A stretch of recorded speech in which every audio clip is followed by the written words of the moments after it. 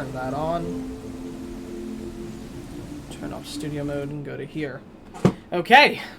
As last time on Renewal of Shadow, you all made your way back to the outskirts of the town of Wolford, where you snuck around the outskirts of the woods and found your way to the back of Vidath's house, where, upon knocking, Vidath met, seeing that it was you all, and let you all in, as you all joined back up at Vidath's home to catch up and let Satanta and Lady Astray know of the things that had happened while you were at the vampire's castle, and make sure that Khanda got back all right on a smaller level. As you went back to the main area where Lady Astray had been resting, to find that she had departed and was in a room inside the home, donning her armor now, as Satanta, rather comfortably, as if it was his own home, sat waiting for you all, as there was a bit of a wholesome reunion between the master and his apprentice, and you all updated Satanta on various things that had happened while you were at the vampire's castle, including the information that you believe that you know the individual behind the assault, believing it to be Kieran, and also about how you believe the attempt to steal the vampire's blood was thwarted. At least it was not stated that somebody took blood directly from him with a syringe or something. However, blood had been spilt by him throughout the day inside his castle, so nobody can truly know. As updating him and talking forward about many things, there was some conversation before Lady Astray returned to the room and you updated her, as you all discussed the next steps in what you must do. As through your discussions, you first needed to figure out where they could strike next, as it was pointed out that with Lady Astray's knowledge on perhaps the ritual, she may know what the next ingredient is, and therefore may be able to provide a place where they could strike next, so you all could stop them before it happens. As the next ingredient, for say, that she believed would be the most pertinent to get would be an artifact or a corpse of an item of magical power and of significance, or the corpse of a powerful magical individual that has long been dead. As Satanta questioned whether there were any places nearby that could be housing the corpses of famous magical figures, or the items of said figures as well. As she told you all that there was in fact a cemetery outside the town called Bedouin Memorial Cemetery. A cemetery who I just started getting a chest pain for some reason. Hope I don't die. That'd suck. As it is a cemetery that is in the name of one of the first knights of Camelon, Sir Bedouin, who served as an advisor to the king. As it is said that his remains are laid to rest there, and it is also a cemetery where other famous individuals of renown in the nation have been buried as well, as it lays on the outskirts of town, maybe about a half hour away. And as well, further away, about an hour or two outside the city, there is a place known as Vernier Crypt, as it is the crypt of where one of the last court mages of the Destin throne was laid to rest, where his family is laid to rest, as he would certainly fall into the category of powerful magical individual. As with two options, and not wanting to leave the city without a good amount of defense, it was discussed how you would be able to move to stop figures from taking these positions.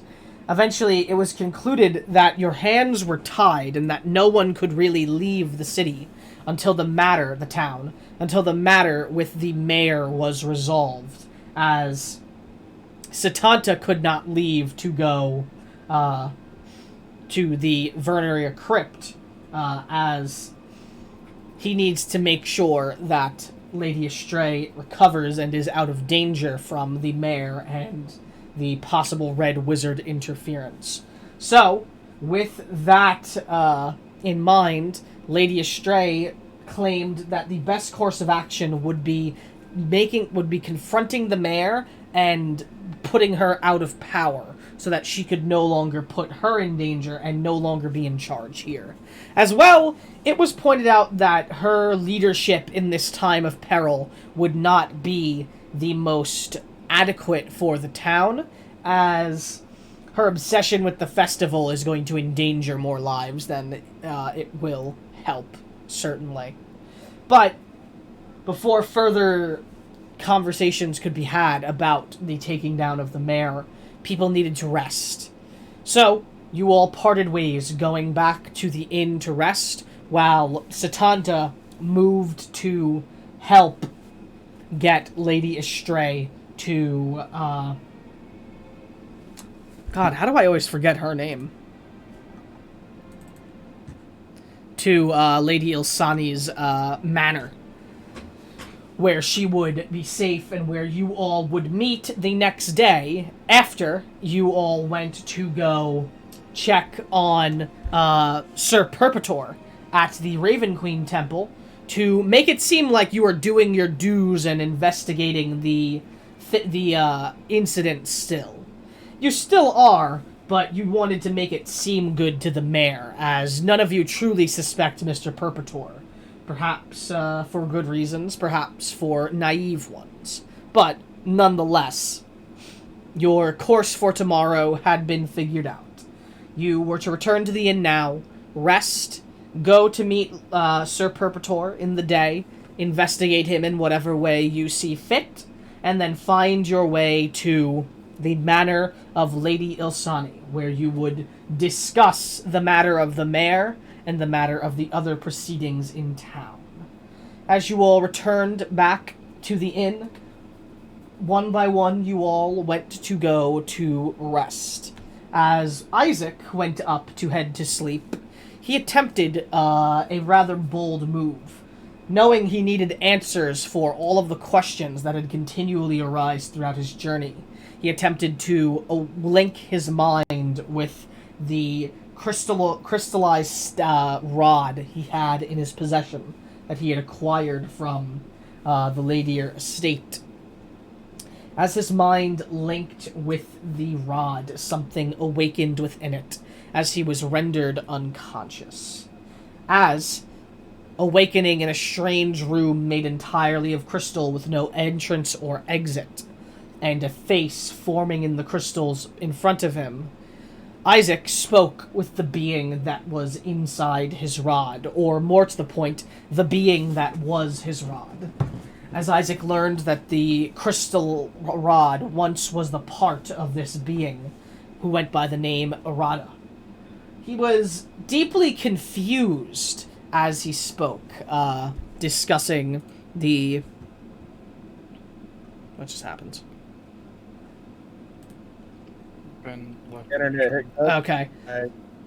I thought Rogue joined. That's why. That's fine. He was deeply confused as he spoke with Isaac, as he very clearly was awoken in a stupor. His mind confused, continually speaking of confusing things. Stuff that Isaac couldn't put together, just terms and such that were just sporadic. However, it also seemed that some of the things that Isaac mentioned rang familiar with the one known as Arada.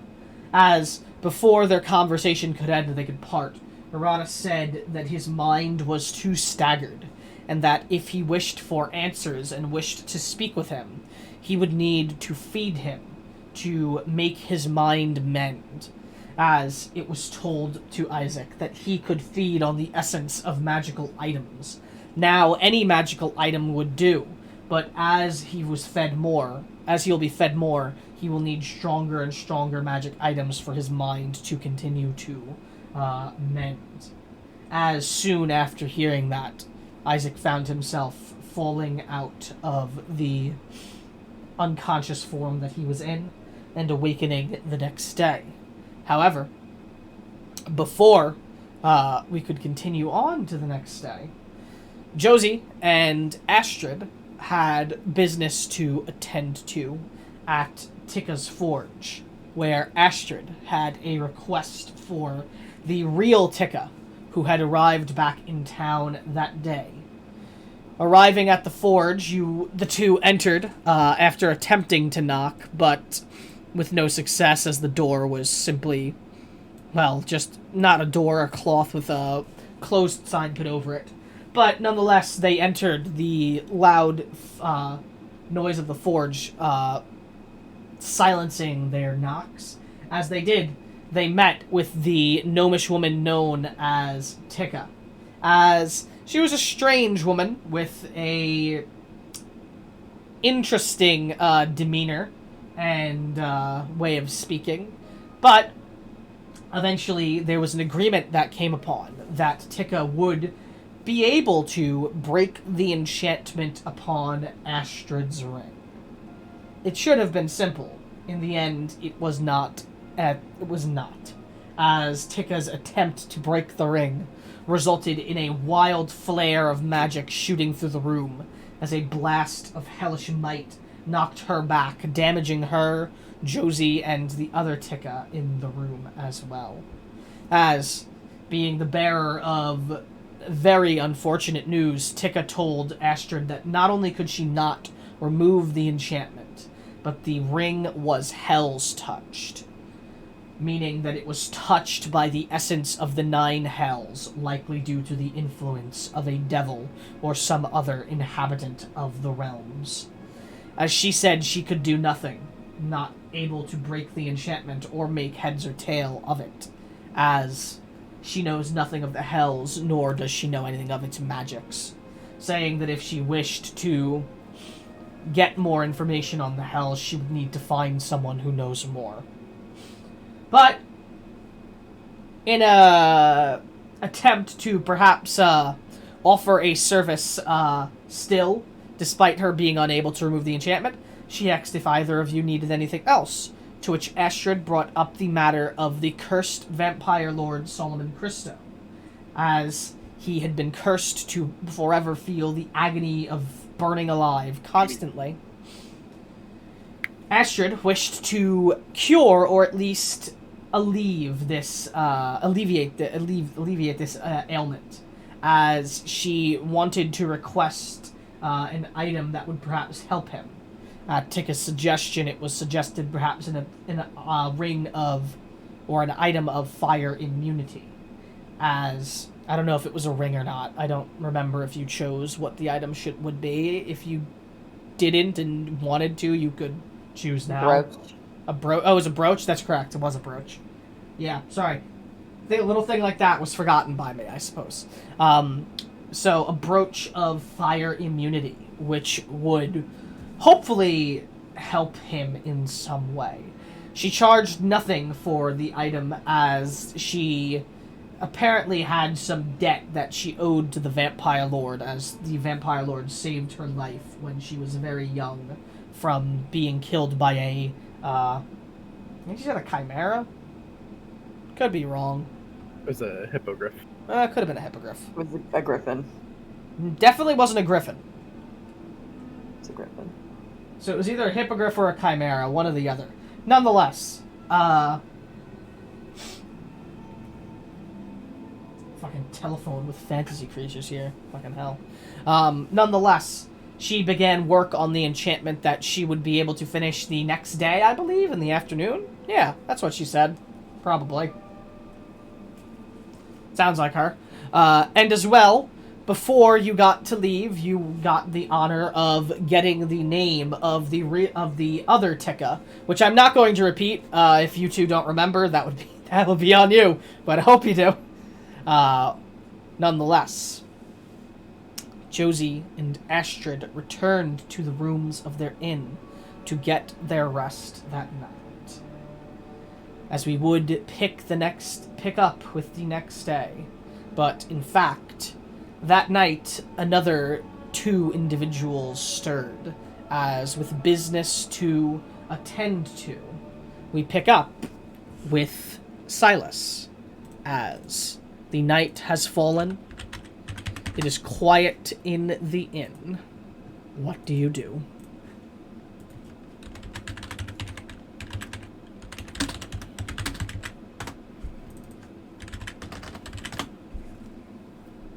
Hello, Ben?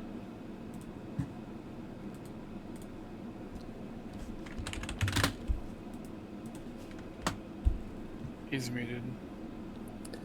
Yeah. Sorry about that.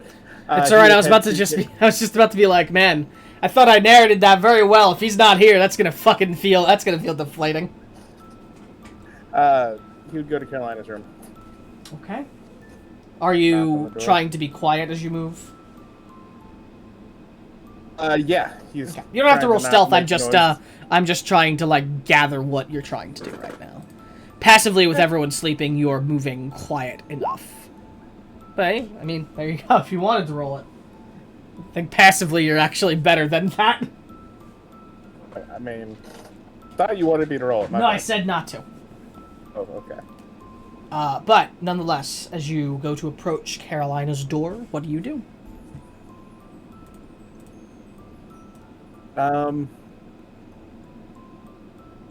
Going to lightly knock on her door in Thieves' Cant. Time to go. Carolina, would you have stayed up for this business? I would open the door already ready to go. All right. As immediately after banging out your message in Thieves' Cant, the door swings open with Carolina ready and looking prepared.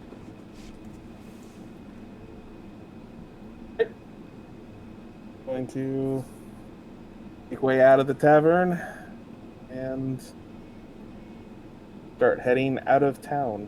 Are you exiting normally, as if you were just leaving and not caring if you get spotted by, say, guard or such, or are you trying to, like, move in a way that you don't get spotted? Were you aware of some sort of curfew in the town? No, nothing of the sort. Entering? You don't believe there is, at the very least. It would probably be best not to look so suspicious. But also maybe not be as, out in the open.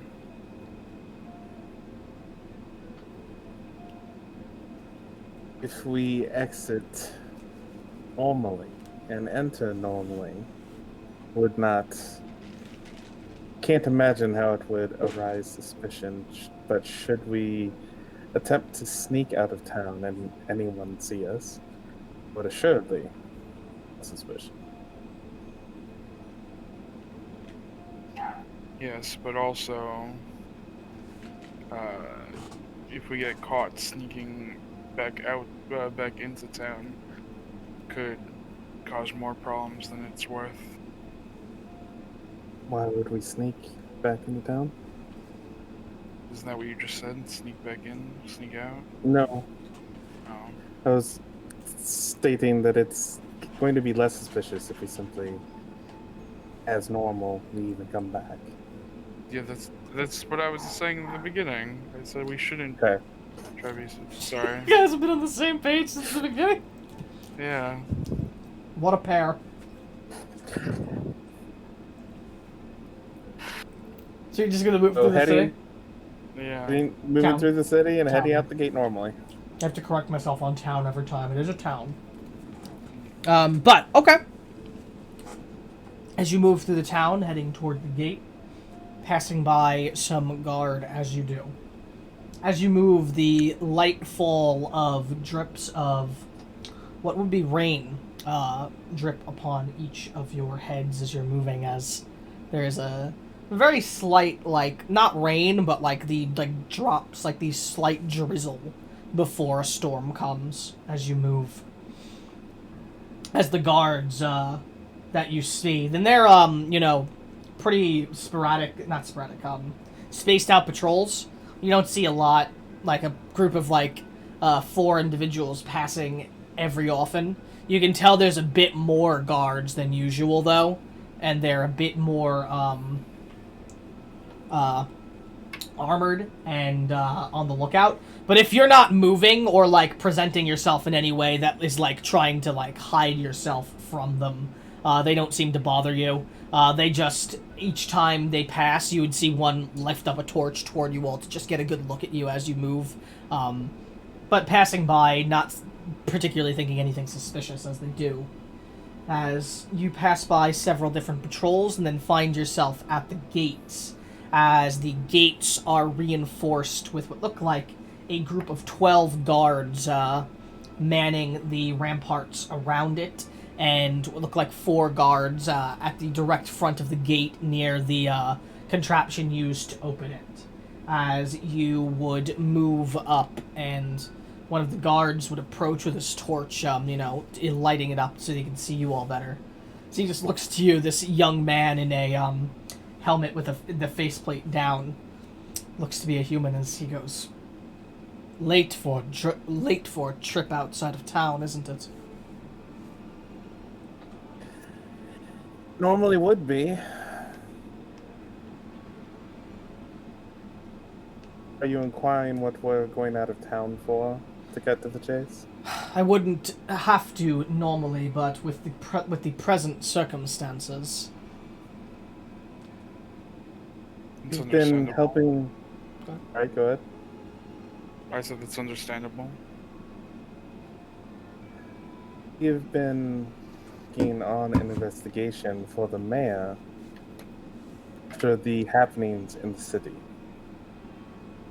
Considering our I guess wouldn't be a better way of putting that, myself and my compatriots' abilities to move swiftly, thought it would be ideal for us, instead of potentially asking God to do so, scout outside the city. Town. You can roll a deception at advantage because you're technically not lying about some things and that. What am I lying about at all? We're scouting. You're not out there to scout. You're not out there to scout for the city. No, you're not out there to scout at all. You're out there to steal a sword and find out what's in a prison caravan. It's scouting, not mobile information gathering? You're not out there for the mayor, which is what is implied by the statement you're making. The reason I gave you advantage is because there are bits of it that aren't lies. Okay. I'll use my inspiration to re-roll that. Sure.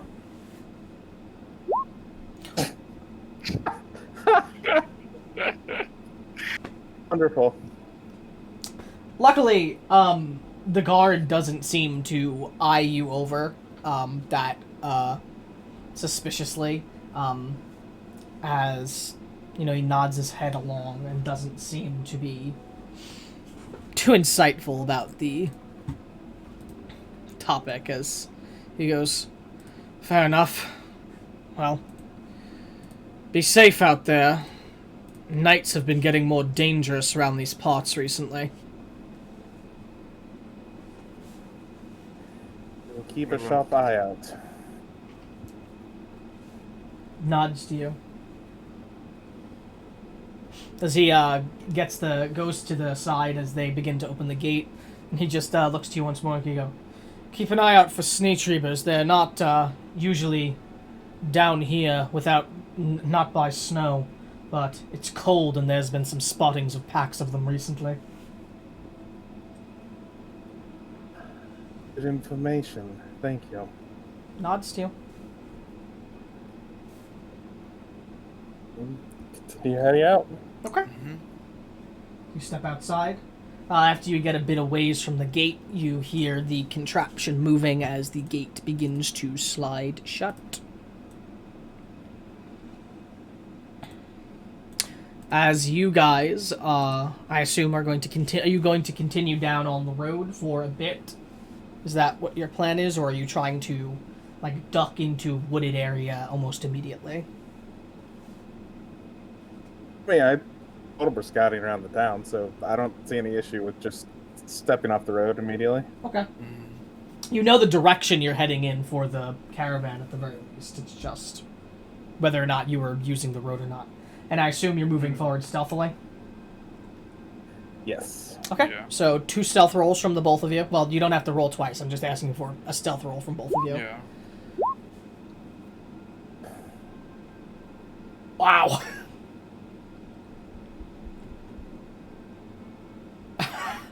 What an unlucky start for you today, Ben. What the fuck? I'm so sorry. Do you want to take the one from earlier that you didn't need to roll? That you rolled anyway? 14? Yeah. Sure. Yeah, I'll take the 14. Okay. I'll give you that because, like, oh my god, that's a 4. 27 would have been great. That's a 4 on the first stealth you rolled. Then a 1. Jesus, dude. That's rough. I haven't rolled above a 7 yet. Let's hope that changes. Okay. As you're moving as stealthily as you can. You know, the air of stealth between you two is fairly good. You can tell that most people would not be able to, like, pick up on you, especially you, Carolina. Silas, as you move, though, you're aware enough of, like, your surroundings and the noise you make and have doing this that you can tell that, like, you're making some mistakes that you wouldn't usually make. You're making a bit more noise than is necessary, and that particularly perceptive or, you know, perceptive creatures or people would likely be able to spot you. Maybe not easily, but with good enough eyes they would. But as you are moving, I will need a D10 roll from Carolina.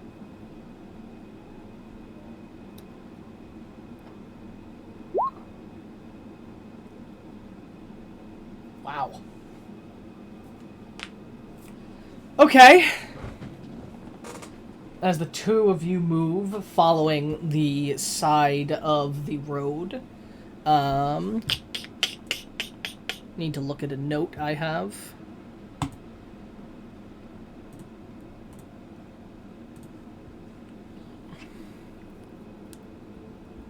Did your guys' proficiency went up a level 5, right? Or is that level 6, I'm thinking? No, that's fine. Yeah, Okay. it went up. Okay.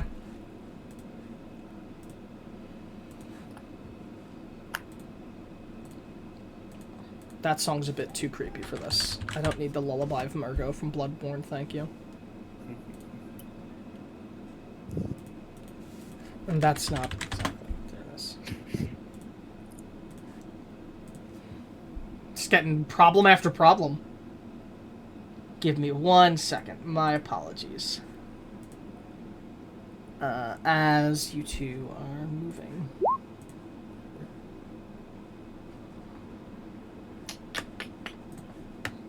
Either of you keeping any sort of ear out as you're moving as well, since you got the forewarning about the Sneed Reavers. Yeah. Yes. Go ahead and roll perceptions then.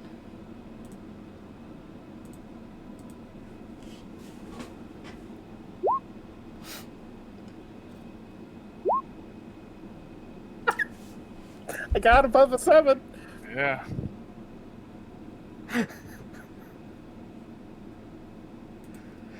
Okay. As you two are moving, as you move, moving as swiftly as you can while trying to be as stealthy as you are, you sort of, what's the word, get lost in your attentiveness to moving as quickly and quietly as possible for some moments. So your awareness of the greater surroundings dims a bit as you move. Only to then be taken out of the stupor as you're moving, Silas, And quickly after, the same with you, Carolina. Just Silas notices it first, maybe like a couple seconds first, that you have been moving and you were maybe a moment away from walking straight out into like the open into a pack of what looked like 5 Sneetreebers that you now see, who were moving with... They move rather quietly, naturally. As you look forward, you see the snarling beasts being in front of you, only now being seen by their glistening white fur in the moonlight as they walk across the area before you. And you were just a moment away from walking into the pack of them as you see them sniffing about the area in front of you. What do you do? You're like maybe 10 feet away from them with how close you got. And they're directly in the direction we want to be going?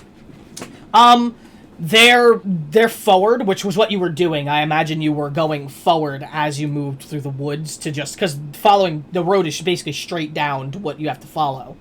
So they're in the direct path of where you were going, but there's certainly room to go around them if you want to test the waters of, like, moving around them. How many But the there choice are? would be either going to the, like, left or the right. The left is toward more forest and toward more, like, wooded area. And the right would be toward a bit more wooded area and then to the road. You're probably about, like, 30 feet away from the road on that side. Whereas the left just continues to forest. There's 5 of them, James. Yeah. Silas is going to start quietly moving away from them to the left. Okay. Are you just moving straight up to the left, or are you trying to, like, back away and move up left? Backing away quietly and then going that direction directly away from them. Now, I'm not trying to curve around them yet. I'm just trying to get distance.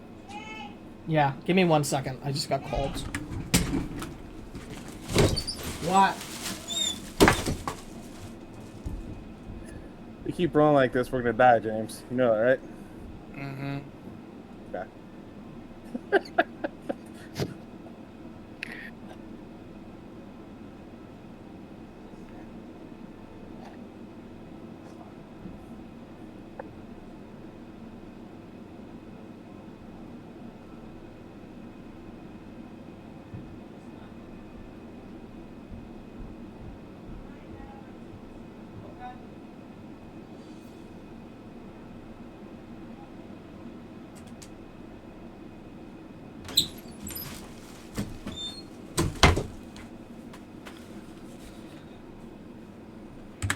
Sorry about that.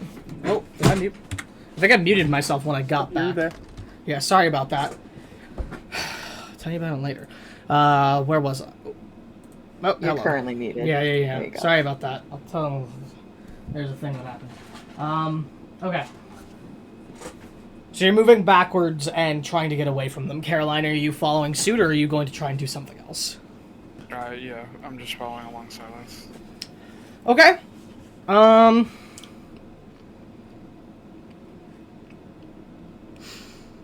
You can give me more. Give me another stealth rolls. Come on, higher than 8. I got no words. I got no words. 21. Okay. You have advantage. Yeah, because of my, Boots. yeah, my boots. Okay. As Carolina moves like a ghost, moving backward as she does. Silas, as you do, you start backing up to start going left. Unfortunately, you back up without looking directly behind you first, and you find yourself tripping as you just fall into a pile of leaves, crinkling and cracking as some twigs break and such. As a bunch of the Sneetreebers look up almost instantly. The both of you have one thing you can do before they're going to like rush into the area.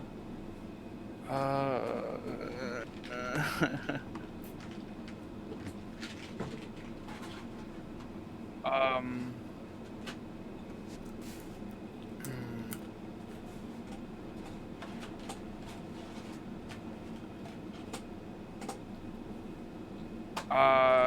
I want to create, with thaumaturgy. Mm-hmm. I want to create a sound coming from like the opposite direction of us. What's the range of thaumaturgy? Within range. So. Well, within range doesn't tell me the range of it, which is 30 feet. Yeah, it's 30 feet is what it says. Oh, 30 feet, yeah. Yeah. What? Maybe Okay. something like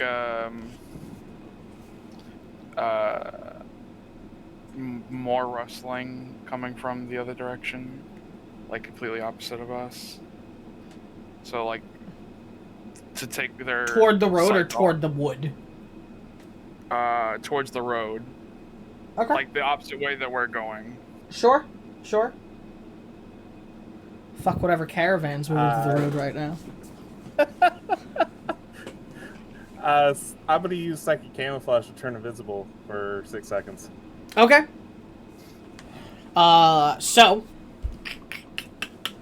as both of those things happen, the noise goes off instantly as the sound of more rustling comes from the road, as their ears do perk up and you see their eyes dart that way for a moment.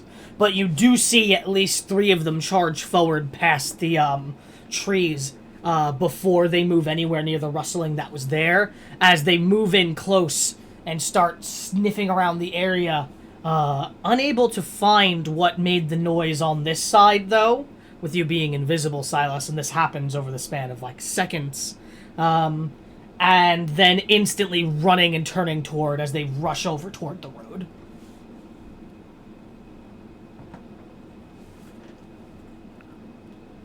As soon as there's a decent distance, I'm just going to look at where Silas was and just point to walk the other direction. Not even say anything. I mean, I'm gonna try to quietly as I can get up the Carolina the opposite direction of where the sneak reapers ran. I won't make you roll stealth again right now with you being invisible. How far into the wood are you guys going to move as you move left?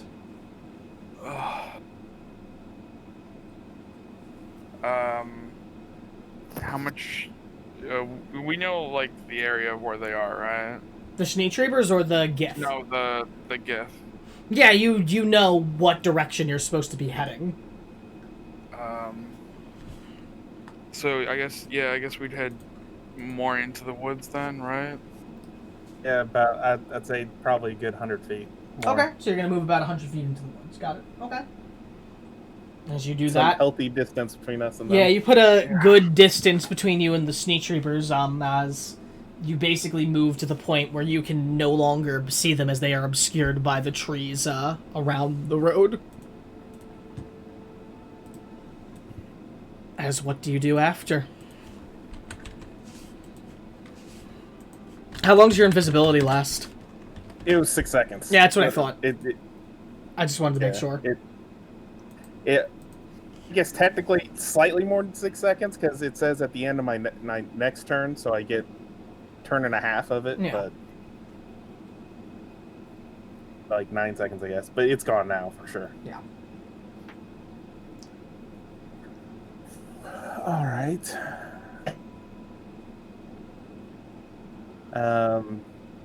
After getting 100 feet away from them, start heading back in the direction towards the gift camp. Okay. As you start heading that direction. I won't ask for any more stealth rolls, but, yeah, no, I won't ask for any more stealth rolls. As you'll be moving forward, as stealthily as you can. As you walk for some time. hoping to put some distance between you and the Sneak Reapers, and you believe that you have, in fact, put some distance between you and the Sneak Reapers. As you begin to close in on a fire that you see off in the distance. You see the smoke coming just above the tree line as you're moving toward the area. But as you go closer, you see off in the distance this campfire of a camp set up at the side of the road not too far away from you. Maybe about 100 and something so feet out as you're beginning to grow closer. The campfire only illuminating some of the camp as you do not see the residents from your distance, but you believe you're about where this camp should be set up, as they are on the opposite side of the wooded road. As you could say, the road goes like straight between two distinct like wooded areas, and they are on the opposite side of the area.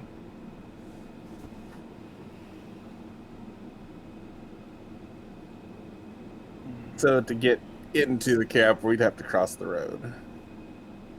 At some point, whenever that would be,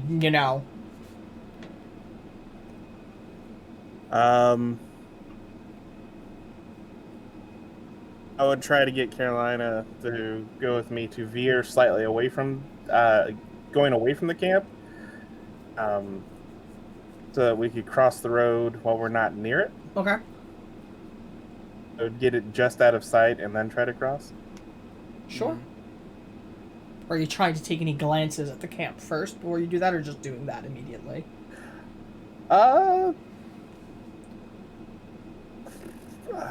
Not my rolls aren't great, but statistically, I'm going to. I'll take a hop up a tree if they are somewhat climbable, or are they thick with leaves? Yeah, I won't make you roll acrobatics to climb it up. They're climbable. And just try to peer as best I can towards where their campfire and camp is. Peer, you said? Try to stare. Yeah, okay. Peer. That's why I was confused. I was between hearing peer or hear, which, okay. Roll a perception check as you look toward them. There'll be a bonus because of the elevation. Probably about a +2, so 18. Yeah, broke. I rolled higher than a 10. I'm shocked. I'm also shocked. As you look forward, and again, it is dark out, as you look forward. But as you look toward the camp, you see what looks like a silver-armored individual with that tan, leathery skin, with the green, leathery skin that you've seen of the Gith, lying face down at the front of the camp.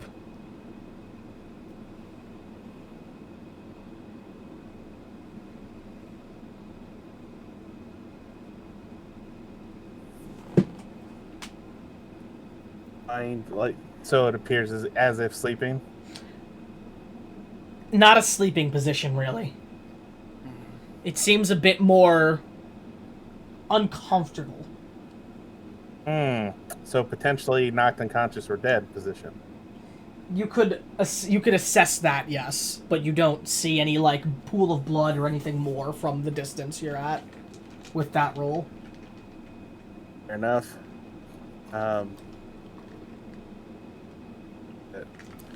Going to climb down and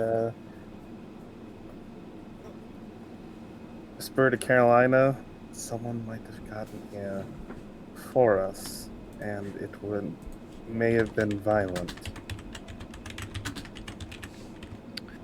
Then we should be cautious in case, if that is the case, if they're still here.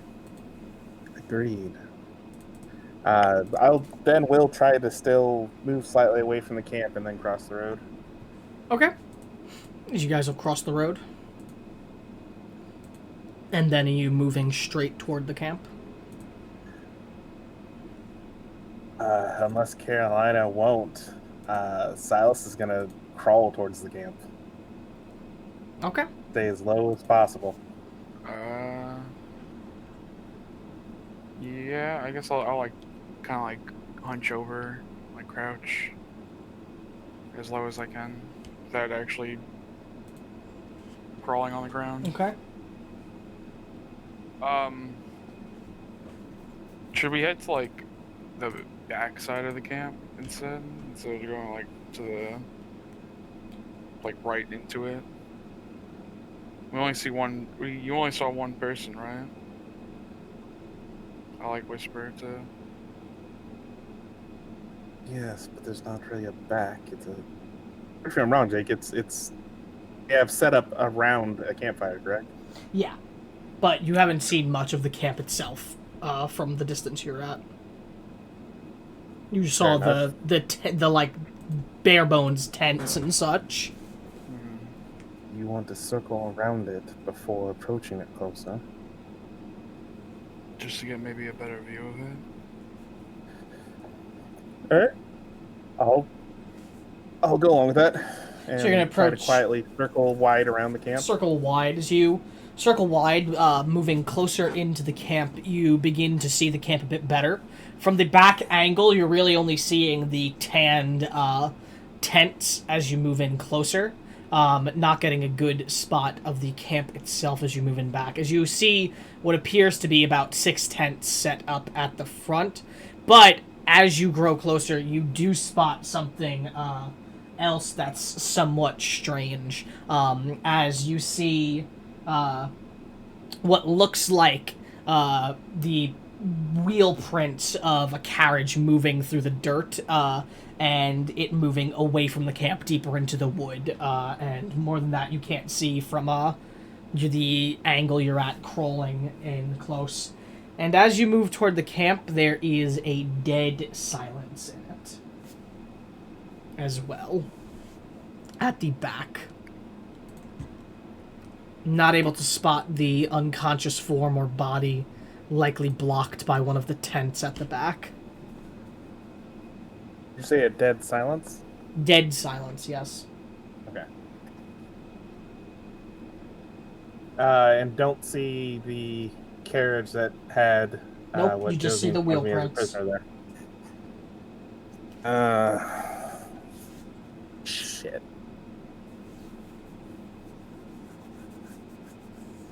What do you do?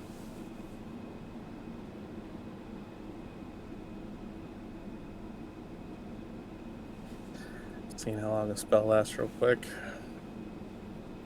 Guessing that's gonna be more, yeah, it's more long enough. The I can't see him currently. I'm gonna try to quietly crawl not towards the camp, but keep the same distance of it as I move sideways, essentially. And try to get to where I could see the body again. Sure, okay. So you're moving like toward the front so you can get like an actual view of the camp without like crawling up though. So you can get a view of it and the body. As you do, you move toward the front of it and you get a good view of the 6 tent camp around the fire. As the most prominent feature that you were able to see without any sort of rolls or anything is the figure you saw lying down uncomfortably. As you see what looks like the more adorned, almost commander that you saw of the group before, laying face down in a pool of blood with his head like pressed up against a log. And from the distance you could see like a shattered skull, like bits of viscera and gore from the head itself, as if it was bashed against the log until cracking open.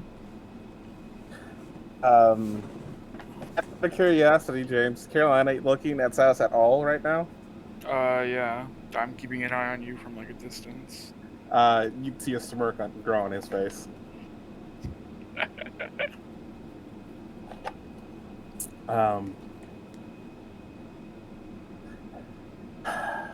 right, let's do this. I'm going to. Oh, and sorry as well, the tent flaps from all of the tents are, like, swung, like, open and, like, moving in the wind with no one inside. Okay. I'm going to use my enhancement ability to cast without verbal, or without any components, actually. To cast Disguise Self silently Mm-hmm. on myself. To make myself look like the one that's uncomfortable just looks like one of an assortment of the guards. No, that looked like the commander. That looked like the leader of the group. So the one in the pool of blood is the same one I saw from the tree, just closer. Yes. Oh, okay.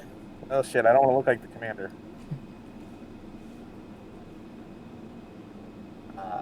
And I don't see a intact, mostly intact, Gith laying out, do I? No, I will tell you what else you see, though. You see the wheel tracks further in, and you see what looks like a bit of like mayhem that may have occurred that you would possibly expect from a cart moving wildly deeper into the woods. As you see some trees look a bit damaged, and there are chunks of like wood and metal moving about in like as if something passed through there rather violently.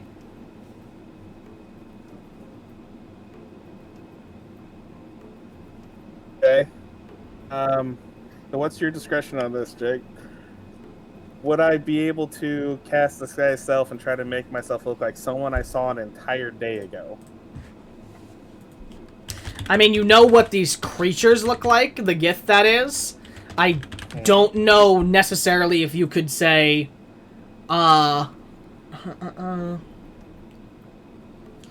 make yourself, including your clothes and look like on your belongings, look different until the spell ends. Yeah, I'd probably say you can make yourself look like a Gith, but I don't know if necessarily you could get the, like, actual, like, intricacies and, like, specifics of one of the Gith that you saw from the other day. Fair enough. I just want to make myself look like a Gith and look similar in accoutrement that I'm wearing to what they were wearing. Sure, you can do so. I don't want to look like the officer. That's fine. The important one. I wouldn't. It's. I and Silas don't intend for this guys to work at close range because I don't know their language. But just at a distance, hopefully. But I'm going to give a finger to hold on just a second and to watch me. And I'm going to try to go over and investigate the dead manding Gith person. Sure. As you walk over to investigate the dead Gith, as you walk into the camp, and you walk over to the dead Gith, what are you investigating specifically? Before I investigate him, if I scan all the open tents, I don't see anyone in them. You do not see anyone inside the tents. Okay. I'm looking for one of the silver swords, scimitars, I believe specifically. Yep, right on his belt, as if he never got the chance to draw it. I am going to take that from him. Okay. And put the belt, sheath, sword, and all in my bag. His is a long sword, by the way. That was a long sword. Did she say specifically scimitar? It doesn't matter. She did not say specifically what it was.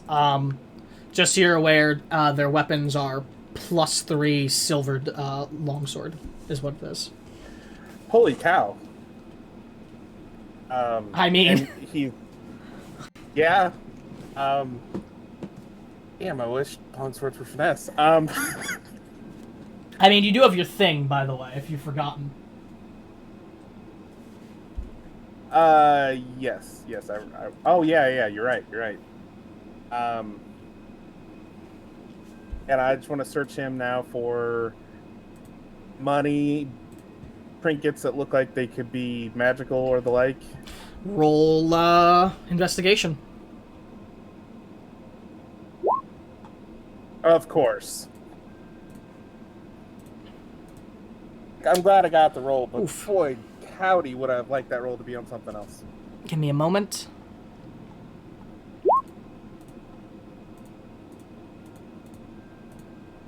Because my thing is messed up. Can't take his things where he's gone. There we go.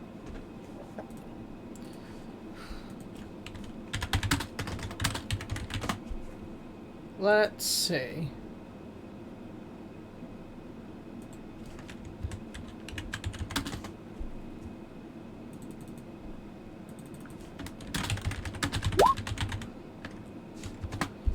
Where is it? Okay, so, off the things I do know that you find, on him. You find, immediately, what looks like a keyring, at the side of his belt as well. That has 3, silvered-looking keys, each with a different colored gemstone, in the key itself. One with a red, one with a blue, and one with a green.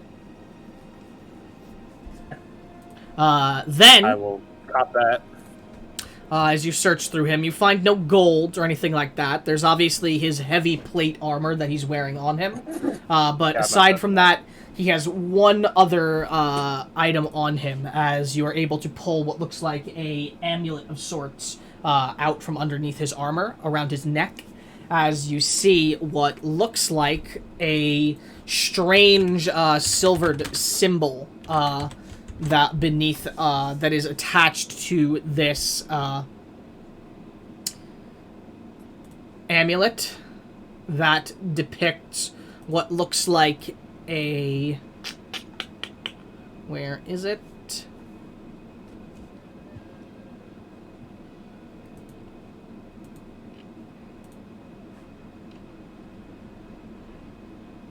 A pair of red ruby gemstone eyes attached to a featureless face adorned with a 5 pointed crown with 5 points coming up the crown, each one getting higher until the very middle one is at the highest, each with a ruby gemstone in it.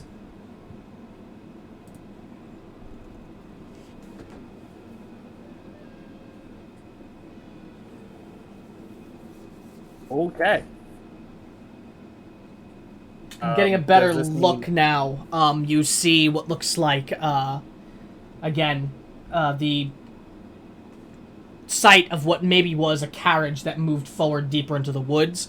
But, you know, they're not exactly subtle in this. You can see what looks like heavy footprints in the dirt itself running toward that location, as if they were following something. And this is the only dead Gith in the camp? This is the only one that you see here, yes. Okay.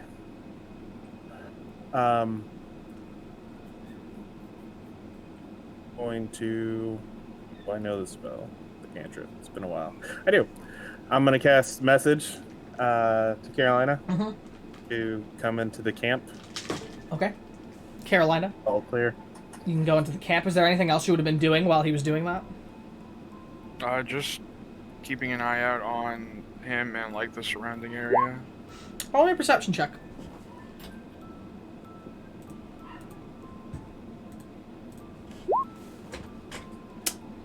No, don't stop. Don't spot or hear anything. But as you enter the camp,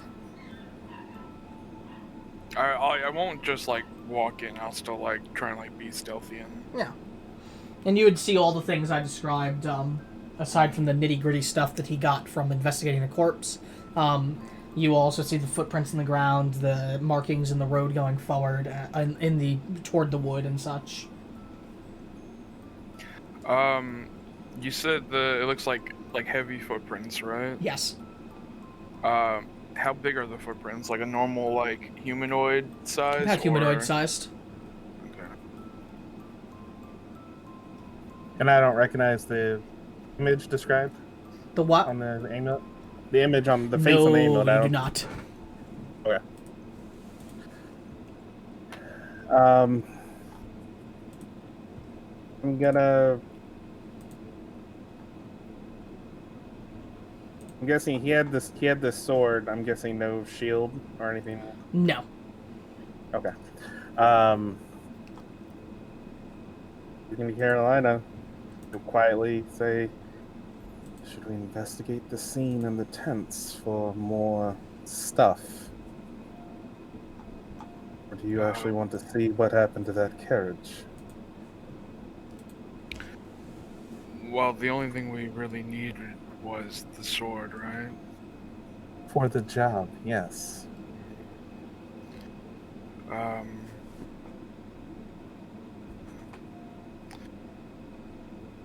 I'd say maybe it's just best to head back now with what we got,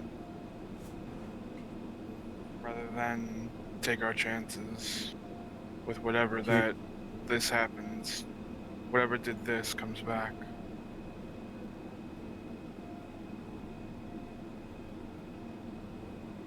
I understand your caution.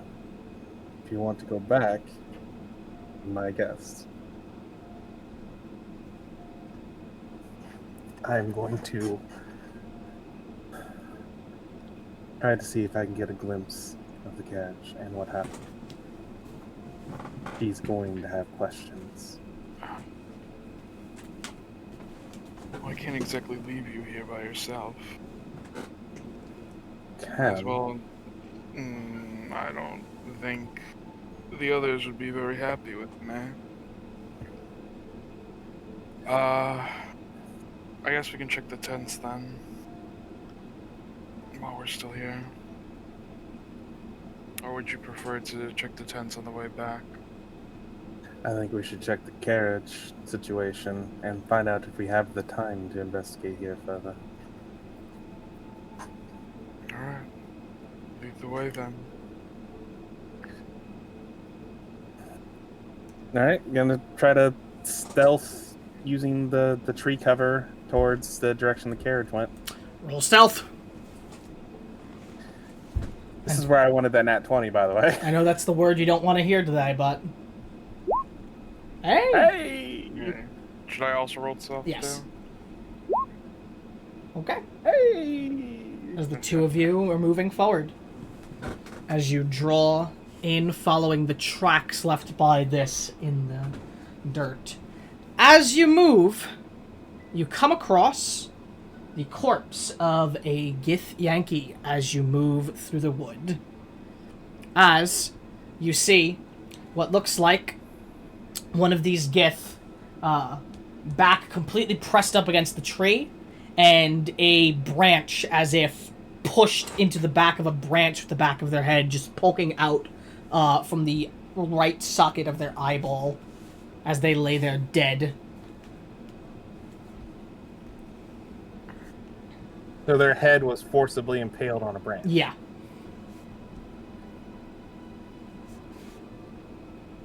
It's the first thing Sauce would look for.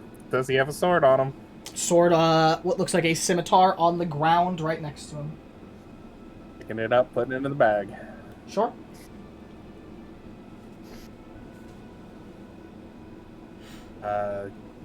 Can we see anything else from this vantage point, tracks-wise or carriage-wise? Roll perception.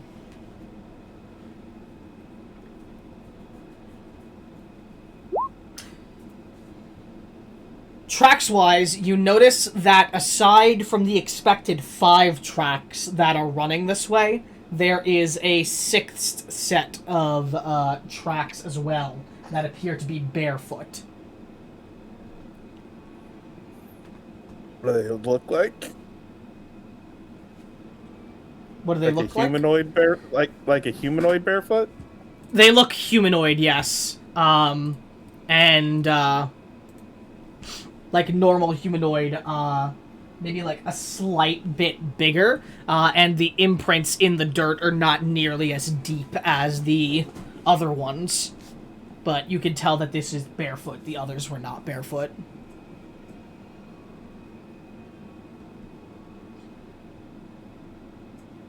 A slight bigger, like, you know, a really big human, a orc, or a... Yeah. Goliath kind of footprint? Okay.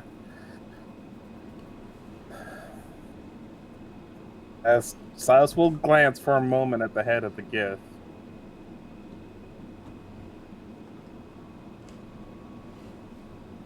I'm not gonna do a deep investigation, but I'm checking for anything around his neck or fingers. Nothing. Okay. They seem to travel rather light. Yeah, I'm not taking the time to, like, pilfer pockets and such. That takes longer.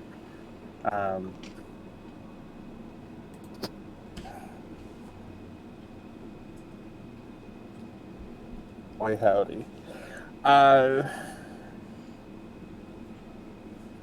Going to approach, but continue approaching, but I'm moving about half as fast as I was before and twice as attentively. Sure. As you pull in closer, you begin to hear some sounds in the distance, as what sounds like the labored breaths of individuals in the midst of fighting, and the sound of pained breaths as well. As you begin running up, those sounds start getting snuffed out, like one by one, until you're only hearing the silence around you. But I imagine you keep rushing forward.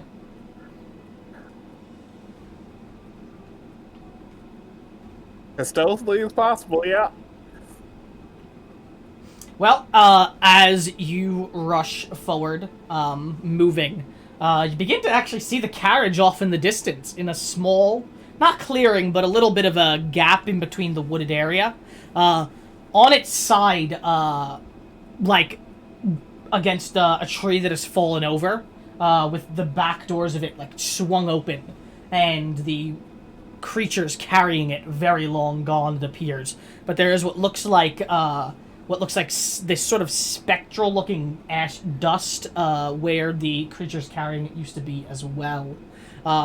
As you begin to approach, as before you get any closer, you actually stop in your movement, as a Gith just rushes forward, with its sword drawn, as it appears to be running from something with labored breaths, as it rushes forward. It doesn't spot you, but as it does, you do see something quickly jump and just get on its back the minute it rushes forward, as if it didn't run quick enough. As you see the form of what looks like another Gith, in fact, actually. Same leathery skin, dressed in what look like prisoner's rags, with what looks like a head of flowing, tied brown hair with a goatee and pale green eyes. As he jumps on the back of this other Gith, and you see wrapped around his arms there is what looks like a pair of manacles that are made of this astral blue material that glow slightly. As you see him just hop up onto the back of this Gith and press the manacles up to the back of his neck, as you see the Gith attempting to fight back, beating back with the sword, and you just see the Gith atop him just look down with contempt in his eyes and speak into his ear, as the Gith chokes beneath him as he goes, "Return to your bitch queen now, Ishtek," as he just brings the manacles up, and you hear what sounds like the sound of snapping and crunching, as he just then kicks the Gith to the ground, just gasping for air. I'm immediately dropping my disguised self. As the Gith falls to the ground, dying, and he just spits on the corpse as it lays there, gasping for air. What do you do? What is this, what is this specific Gith wearing? Prisoner's rags. Barefoot? Completely barefoot, yeah. Can we see into the back of the carriage from where we are? No. As you're going about what you're doing, you see him kneel down before where the sword is, and you see him sort of angle his legs in a way to try to, like, give it some leverage, as you see him trying to, like, drag the manacles against the sword, as he just is growling to himself. And as you look, Silas, you don't have to look too close, because it's rather obvious on the manacles itself, as you see a gemstone of complete matching color with the ruby red to one of the keys that you found on the key ring. Ah.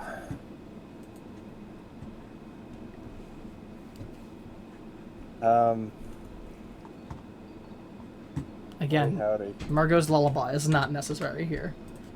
It's very creepy, but this isn't exactly that type of scene. I'm gonna expend another use so that I can actually message with no sound. To message Carolina. Believe I have the key. Help or no? I'm just gonna shake my head no.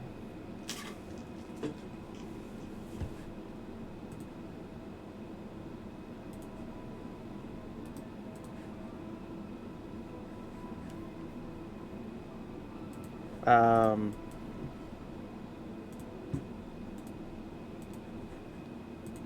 gonna slip off my backpack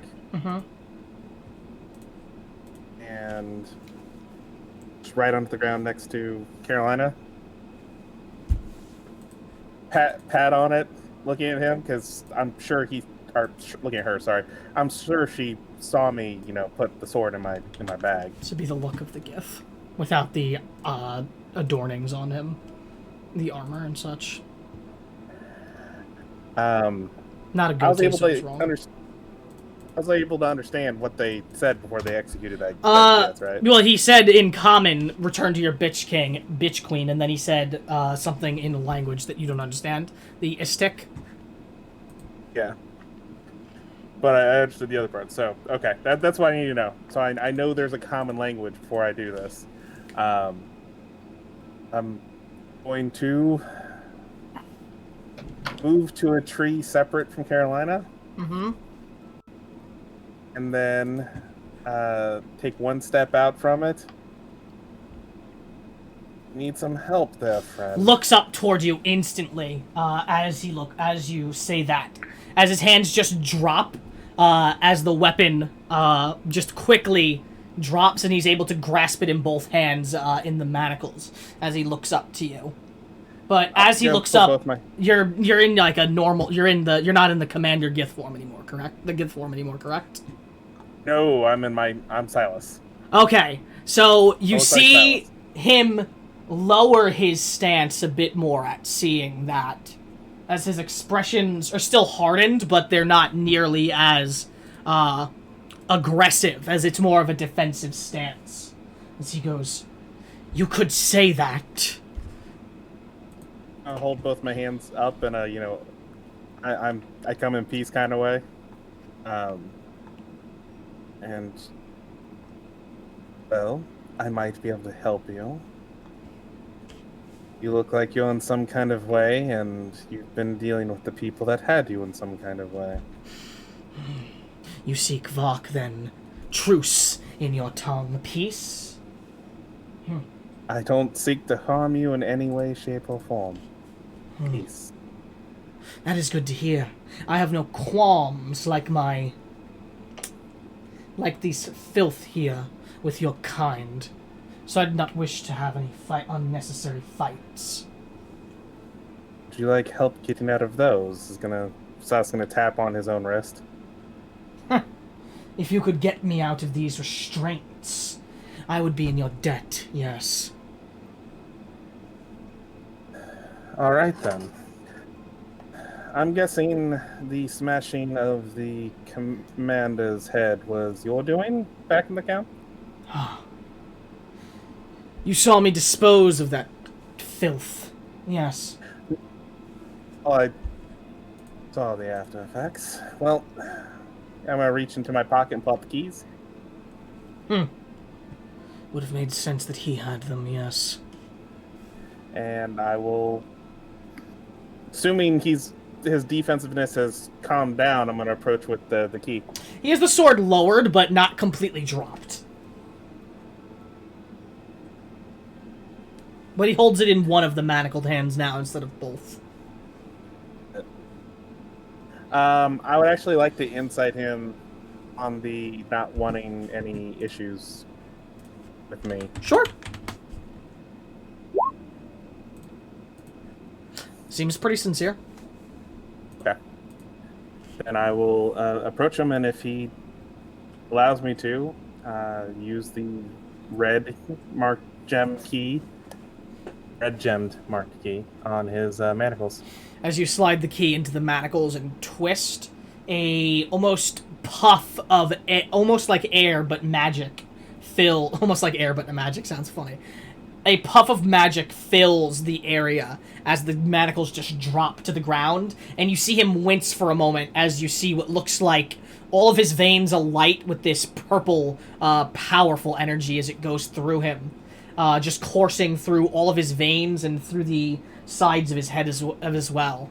As you see him just course with the energy and just go, to no longer be restrained. You have my thanks. As he looks you over. Elf? As he seems, he says, like, quizzically, like he's not sure. I am certainly of elf lineage. My name's Silas. What's yours?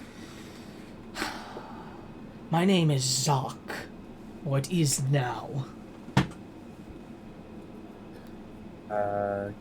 Spelling, or is it just Z okay? No.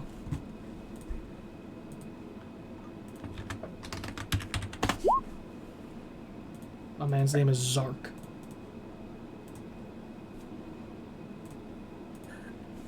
Well, Zark, I'm glad that you're not prisoner anymore. That, like, quizzically?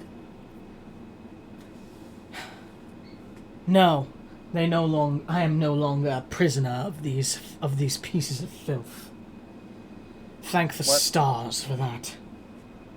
Were you in the carriage as they went through town? I have been imprisoned in their carriage for many months now, yes. Why were they transporting just you, or was there more in the carriage? They would not dare put me with other prisoners.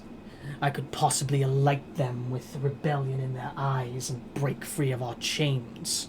Though it appears I did not need others to do that. As he looks back over to the carriage.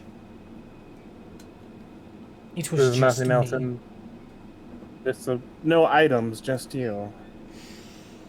Nothing that's intact anymore.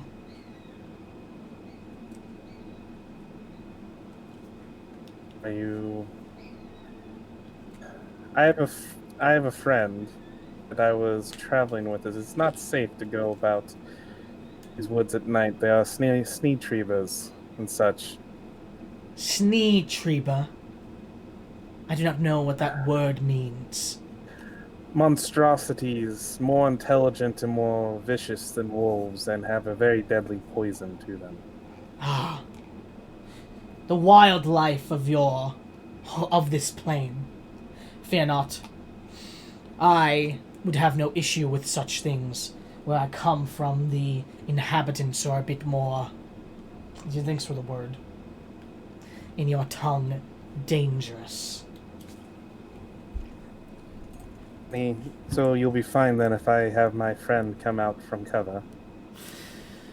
I have no issue with your friend unless they serve alongside these pieces of dead filth. As he says that, you see him take the sword and he just stabs it into the back of the corpse that was beside him as it winces once more and begins to bleed. Most certainly not. And Taos is gonna actually like wave towards Carolina for her to approach. I'll come out of hiding. He looks toward you.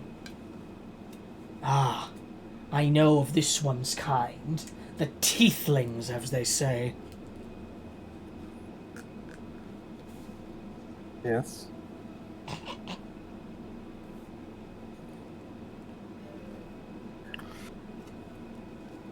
Silas kind of like waves to Carolina, like, introduce yourself.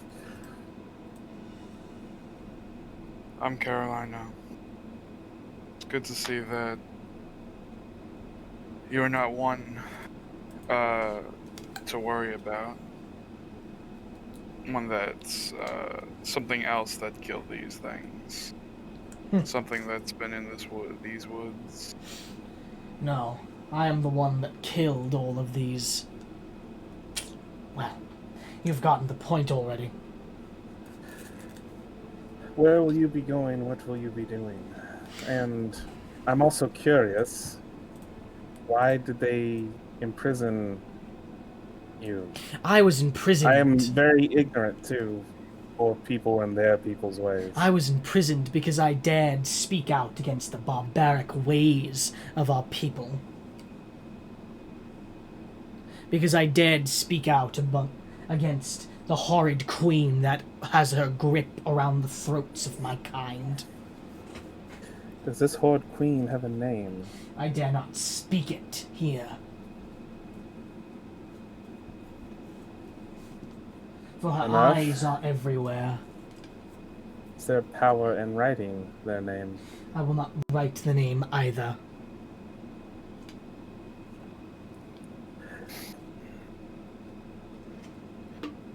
Are all of them? Was this the last of them?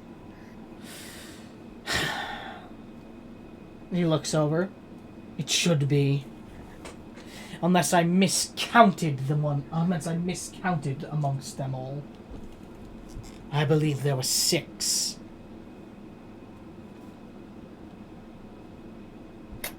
Well, that accounts for all the footprints and such.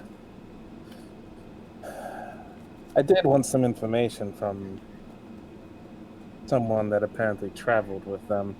You didn't happen to be with them over a journey along the ocean, were you? They have brought me across many different things. If by ocean, is that your word for what? Massive amounts of water that a boat travels over. I see. I believe I was on water once. Is there a short individual, a man, a halfling, that you were aware of traveling with them? I know of no half men that traveled with these with them.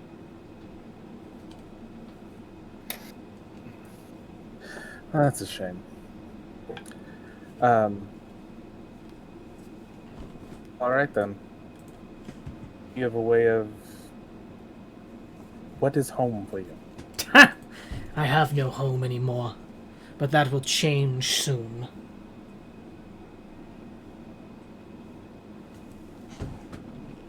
I need to know the next direction. I need to know the nearest place I can go to find a planar gateway here.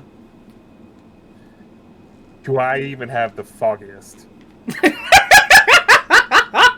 You have no idea where there even would be a planar gateway.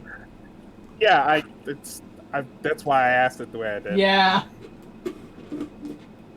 Sadly, I am ill-informed on the location of any planar gateway on these lands. Perhaps the technology of this land is as primitive as I'm told then. Then I will ask this. The largest city that you know of nearby. Silas looks to Carolina.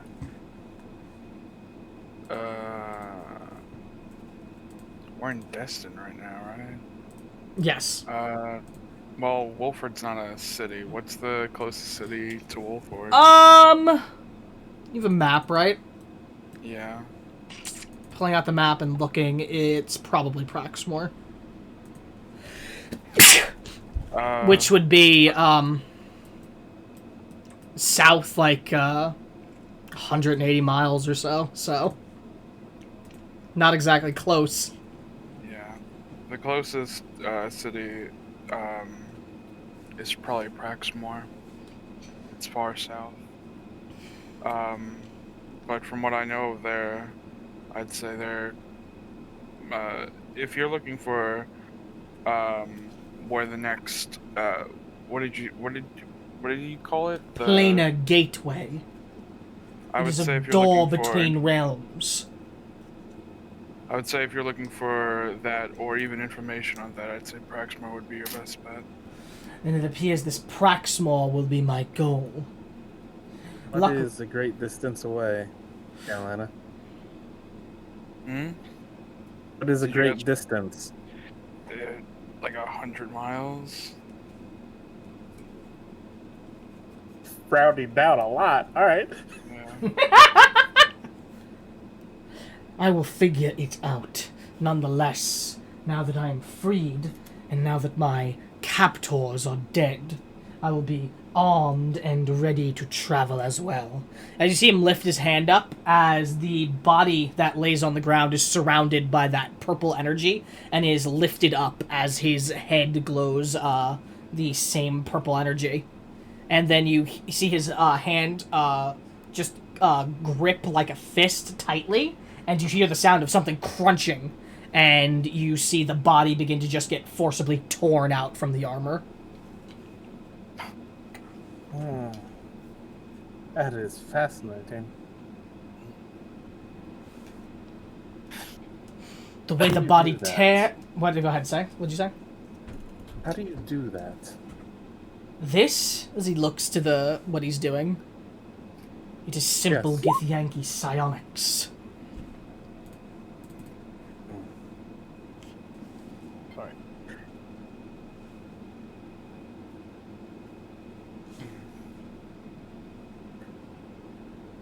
Quite intriguing. Well, are you Are you confident that you will be able to safely make it such a distance? I will be fine. If you're worried about safety, worry of the safety of the things that will get in my way.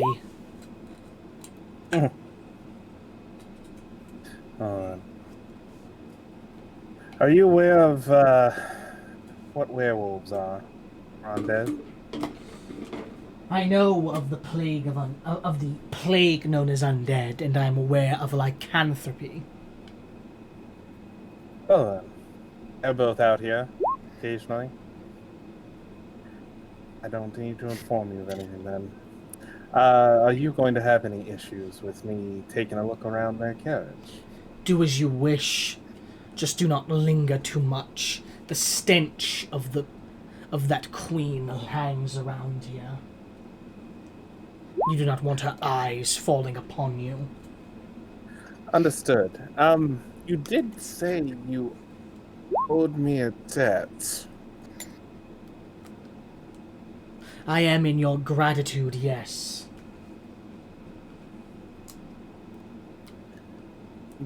I'm gathering the odds of us meeting one another again is slim to nil.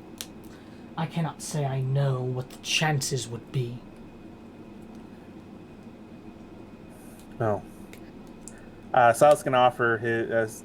is he done dealing with the body tearing from the armor? Oh, the body's just out of the armor now by this point, yeah. So I also offer him his hand, to shake his hand. Well, should we meet again, I may ask for that gratitude redeemed in some way. Stares at you for a moment. A custom here. It's you shake hands. The customs of your common people are farewell or strange, greeting. then. As he will take your hand in his, and will grip it and shake.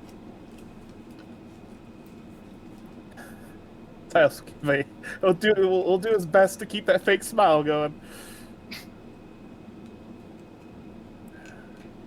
All right then. Good luck on your travels, and I start heading over to the garage. I would just like give like a slight nod to him. Yeah, as you see him kneel down by the armor and start to doff it, or don it. What do you two do? Just checking out the carriage. As you go and you check out the carriage, you look inside and just see a charred black room that is enforced with metal, just filled with, well, it's just charred black. Does it look like there's fragments of anything besides the carriage itself inside it? Nothing particularly now. Alright, well, I know what they were carrying, and I know why. I was just speaking out loud to himself.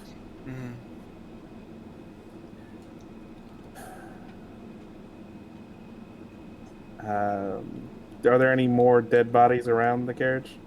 Yeah, there'd be the corpses of what look to be 3 other Gith.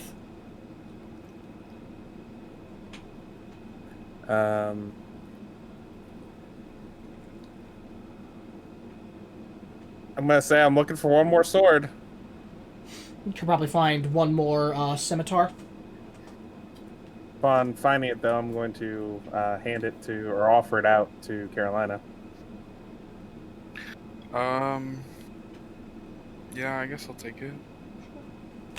As I said, these are +3 silvered scimitars.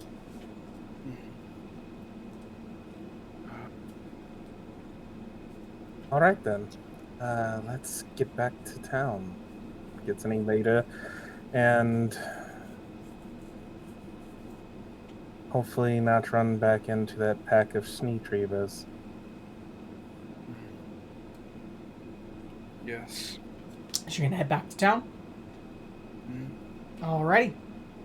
As you head back toward town, roll me another D10. Me or Yeah, you. Silas? I want it to be you. Okay. As One you higher. encounter no Schneetreibers along the way. Yes. As you make it God. back to the outskirts of town with ease.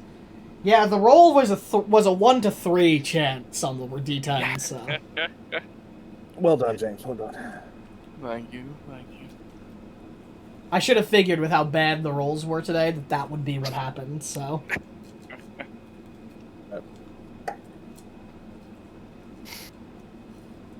So you make it back toward the gates. And you get back in. What are you doing?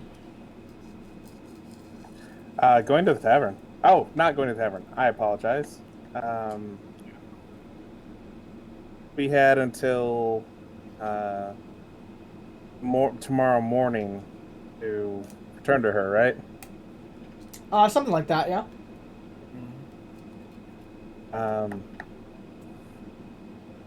Heading over to the front, see if it's open. The front? Business front. Hold on.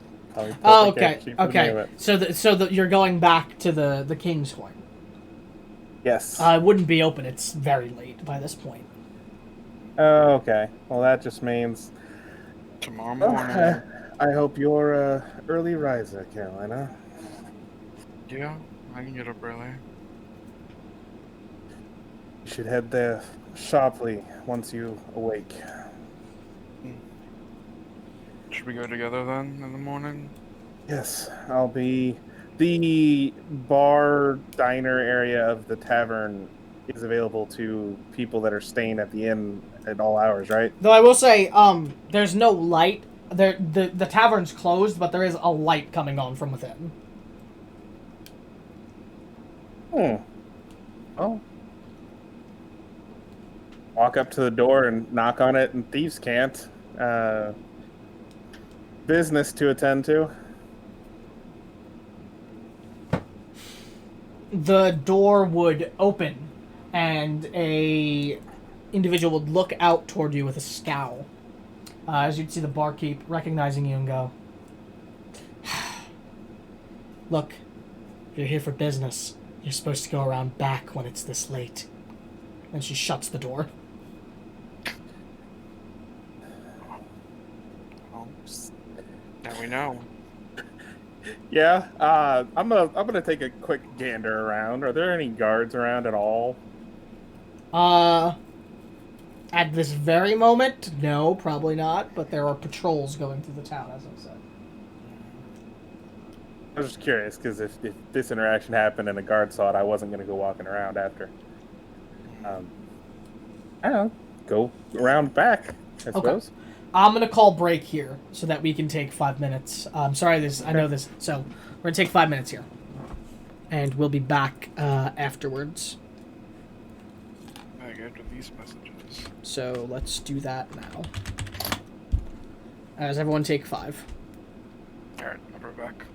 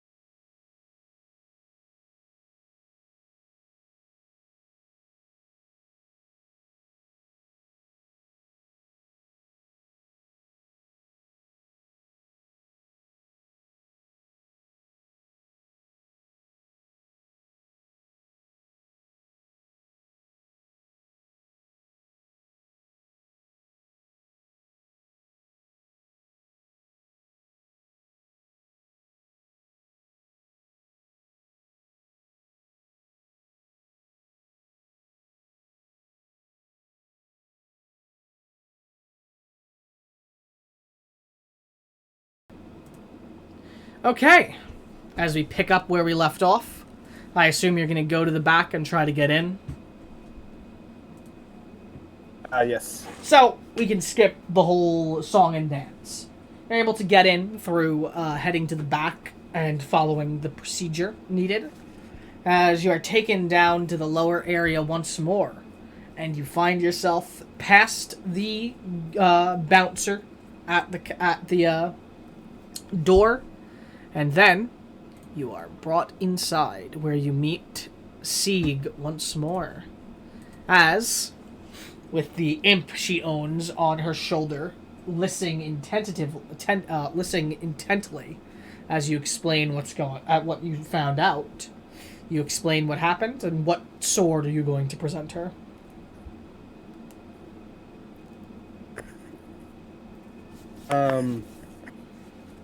Double checking the thing that you gave me. Mm-hmm. Because you got a longsword, a scimitar, and then another scimitar, which you gave to Carolina. Right.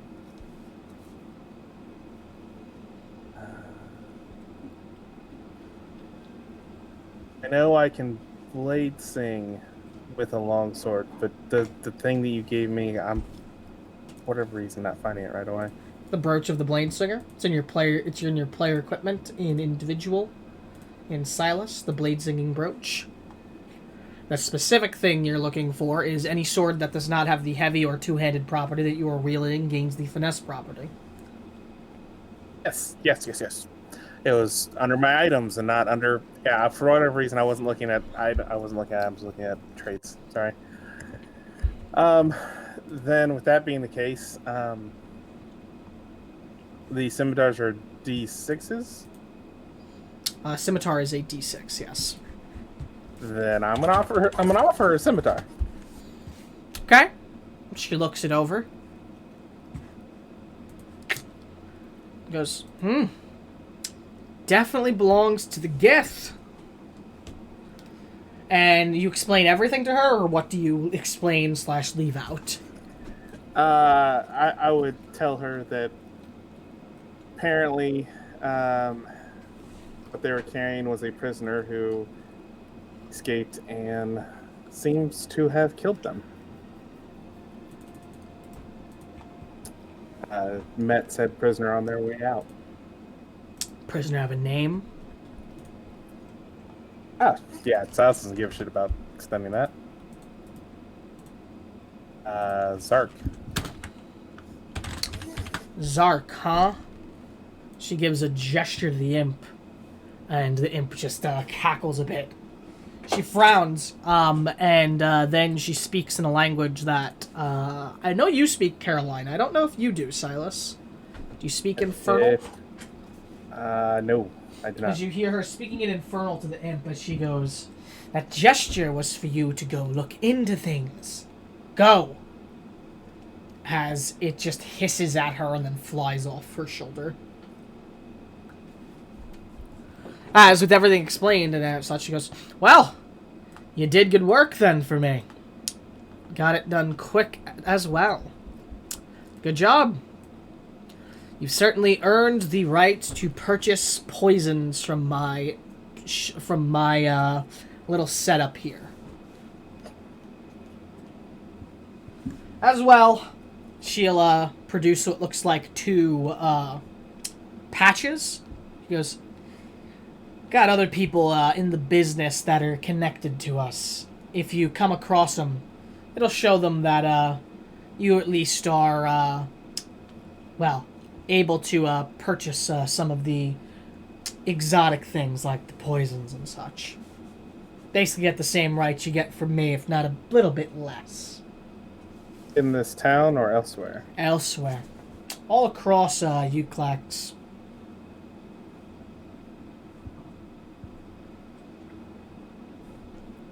It's been a pleasure. Before you go, I don't willingly like to let people work without giving them pay. As she'll produce what looks like 2 bags of gold. Take them. Also nod and take one. If you're ever looking for more work, I could, me and the organization can use help. I will keep that in mind. And a bit of free information for you, Maverick. Well, probably not information you'll be super happy with, though. 1 second. I'm trying to find something. Where are you?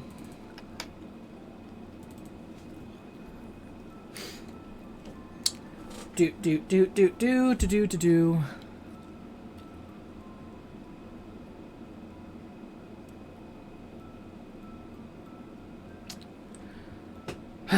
Heard there was another one of you Mavericks out somewhere. He's gotten into a bit of trouble with some well, guess you could call them bandits now, but were pirates. Ugly sirens. Fuck those guys. Can't say I know who the Maverick was, but I hear not up. No, is it up? Let me look at the map.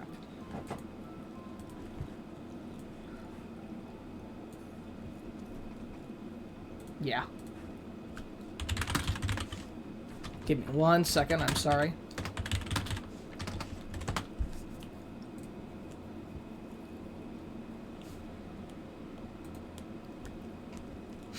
Yeah, I hear up in a little village called Sanlo, might be a little trouble he got himself into where he's a bit over his head. Don't know his name. I think he was a half-elf. Thank you for the information. Sure. Enjoy your nights, gentlemen. And like I said, if you need more work, you know where to come. We'll keep that in mind.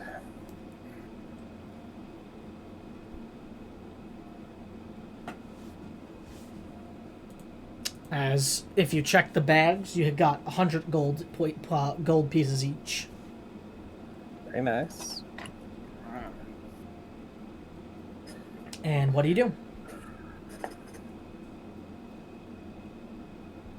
I'm assuming it's not lively out there downstairs with the people that are normally selling in all the different places. There are merchants still there.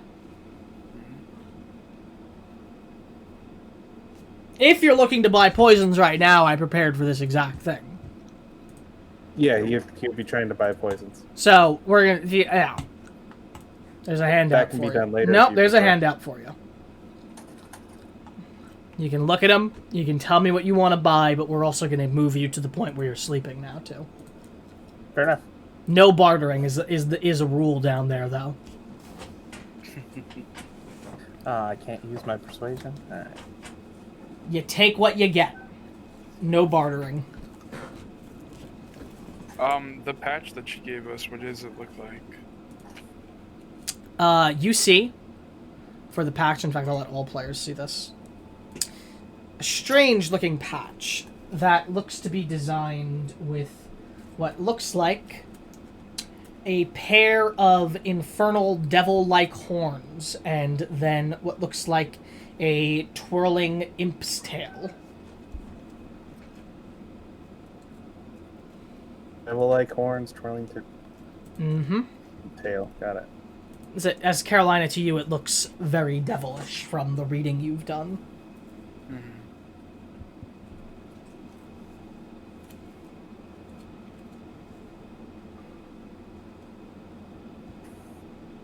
So, Silas, I know you're going to be buying, but assuming you two are going to go back to the inn and then sleep and wake up the next day. Absolutely. So that being the case, we're going to do a big fast forward. And we are going to move to the next day. Finally. I'm sorry that took a bit, guys. But let me get my music for you. As you all are together at the inn, what do you all do?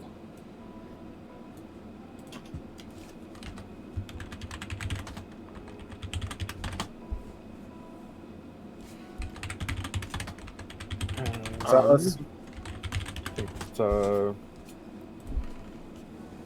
main goal to head to Mr. Perpetor's.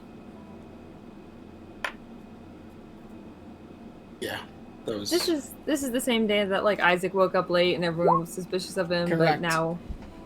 Yeah. So yeah, Perpetors.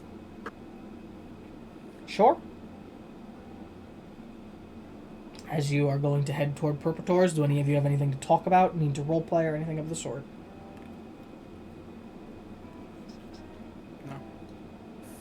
I would inform the party that apparently Sneetreavers are out and about around these parts, away from the snow now.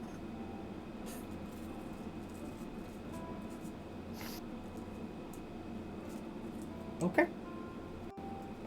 That's it. Assuming there's no comments on that piece of information, as you guys make your way outside the town, making your way toward where the Temple of the Raven Queen is. As you approach what looks like a shoddily made 2-story building. Old looking.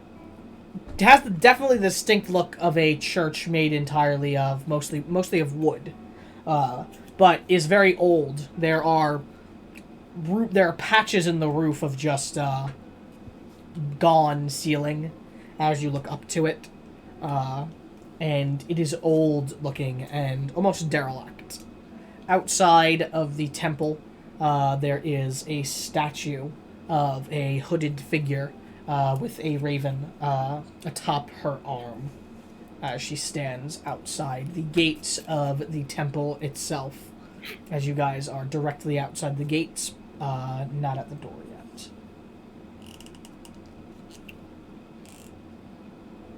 Isaac would know, but what's the or at least he would know for Praxmore, but what is worship of the Raven Queen like in terms of popularity? Is it something that's like has its own nice temple in Praxmore? The Temple of the Raven Queen in Praxmore is well taken care of, but the Raven Queen is not necessarily a goddess that receives widespread amounts of worship, particularly. The Raven Queen is revered, but in a fearful way, because she represents to most death, and death represents to most a very total end. Yeah, understood. So there's a lot of fear surrounding the Raven Queen, and the zealous nature of her followers does not help in that regard.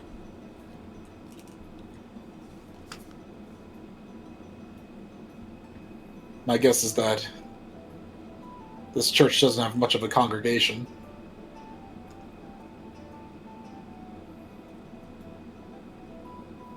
Temple, you'd say. Probably not. If the gate is not locked or anything for any reason, Barrel's just gonna walk through. Well, the gate's open. Following Barrel. Head Sure. to the front door. The front doors are closed.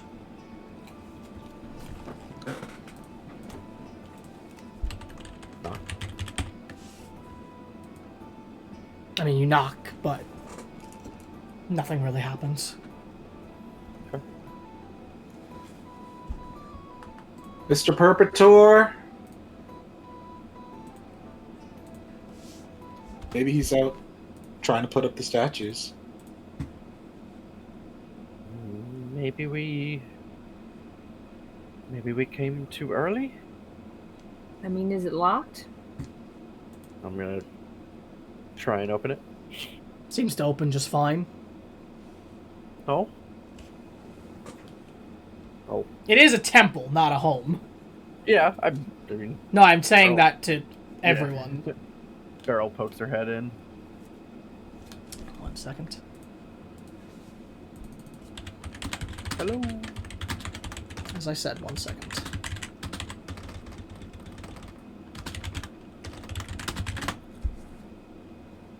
Trying to find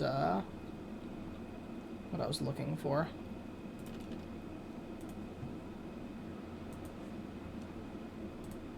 think this is it.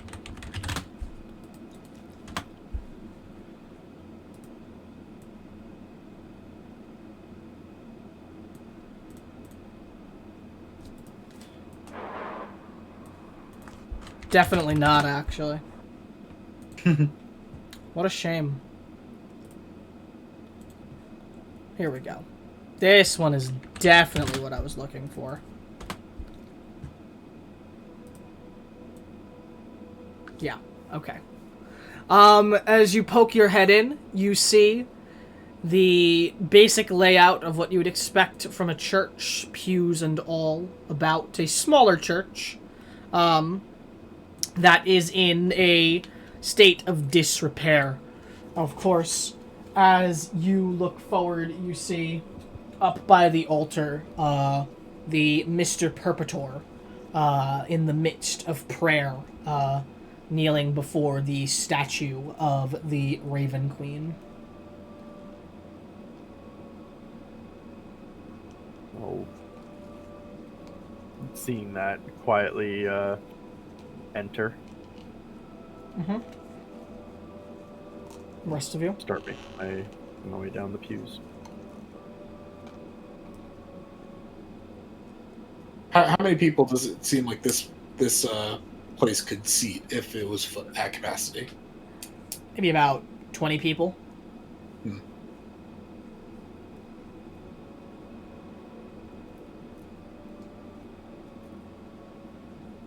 You'd expect. I'm hanging out at the entrance. Okay. I know Barrel's heading down the pews. What is everyone else doing?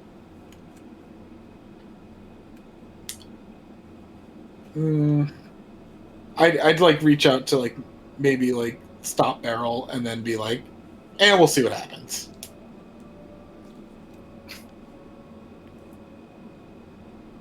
Okay.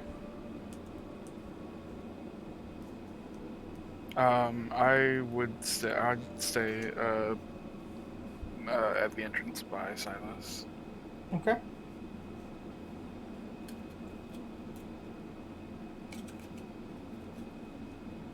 Yeah, I'll sort of hang back, not... I'll let Beryl take the lead.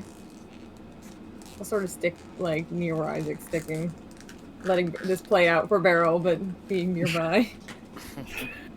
Astrid, what are you You're doing? here if you need us. Yeah, I'm in like supervision mode, so I'm closer to Beryl than the other two, so I can step in if she needs it. But it's Beryl's day. Thanks, Sure. guys. I Yeah, guess. So we're just stretched out down the hall of this temple. Something that Zach did that I don't know about, that everyone's just Yeah, decided to, like, I do don't this know. to him. Silas isn't comfortable in a Raven Queen temple. I think. I mean, that's Makes obvious. That's the only one that makes sense out of these whole shenanigans here. Nonetheless, Beryl, as you Beryl, like, make your way yeah. down the pews alone with everyone else at the back. Give a quick glance You behind me, realizing nobody is fucking following me. As you approach, none of you can hear how the prayers of Sir Perpetor, as he seems to be doing it rather quietly. But Beryl, as you approach, you actually do in fact get to hear him speaking. It is not in a language you have ever heard, and the language to your ear feels dark and somewhat foreboding and ominous as he speaks it, as he kneels by the front of the temple. And as you approach, you make it to the very front of the altar, and assuming you don't interrupt his prayer, about a full minute passes, and then silence fills the room for about 10 seconds before Mr. Perpetor stands up. He turns to look at you all. As I had described him before, I'll describe him again. Tall, in the 6 foot something range, with pale skin, pointed elven-like ears, and black eyes. This gaunt man stands before you. At least I think they're black eyes. Yes, they're completely black eyes. with short gray hair. As he looks at you, and he speaks, looking at you directly in the eye with his, just dark orbs of black, as he goes, "Oh, apologies for not acknowledging you sooner. I was in the midst of my prayers, my morning prayers. Welcome to the Temple of the Raven Queen. I am Ronalus Perpetor. I believe we've met. You look familiar, but I don't think I ever got your name. How can I help you nonetheless?" We have no harm done. Name's Beryl. It is good to meet you, Beryl. Right. You had mentioned something about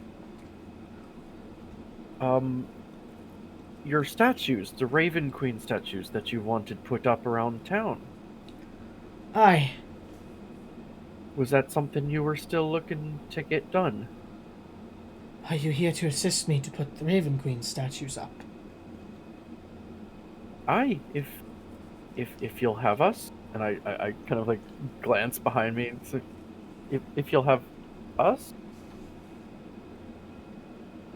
And I just kind of give him like a very happy grin and nod my head.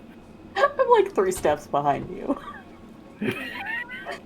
Like I'm basically right there.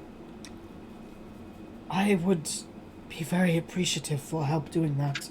I'm not strong enough to do it myself, unfortunately. It's alright. Got enough muscles for the 2 of us.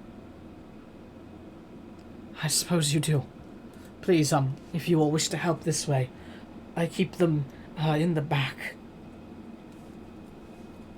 I'll just gesture to the rest of the group. Like, vigorously. Yeah, if it doesn't look like... Yeah, Josie will just follow with that. Yeah, same with Isaac. As he You goes... did a very good job.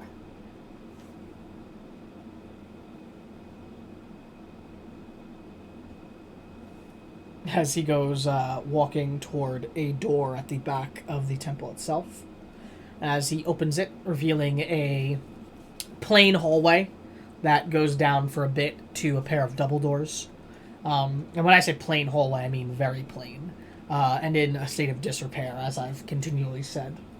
As following him to the double doors, he opens the doors up, and you see a storage room that is filled with these maybe 6 foot tall statues made of stone of that robed woman again. Except now visible is what looks like a pallid mask on her face, and what she holds what looks like a orb in her hand, with the design of a feather landed on her shoulder. As they stand about 6 feet tall, and they are all covered in these thick cobweb things as he walks in, and he goes... At least the ones near the back are covered in, thick cobwebs. There's in total, about 8 of them, with the ones at the front being in the best condition, as they are dusted the best. And he goes, "Unfortunately, because of my weakness, I cannot get to the ones in the back, so I have not been able to dust them." No worries, we'll we can just give them a quick dusting when we take them out. Nonetheless, I appreciate it. They go in different places across the town. I believe I have a carriage somewhere at the back. I can fetch it so that we can load it and then make it simple. Fair enough. If you could just start moving them outside, then. Yeah, and I will immediately, I'll go for the nearest one. As he goes to walk off. Any of you do anything?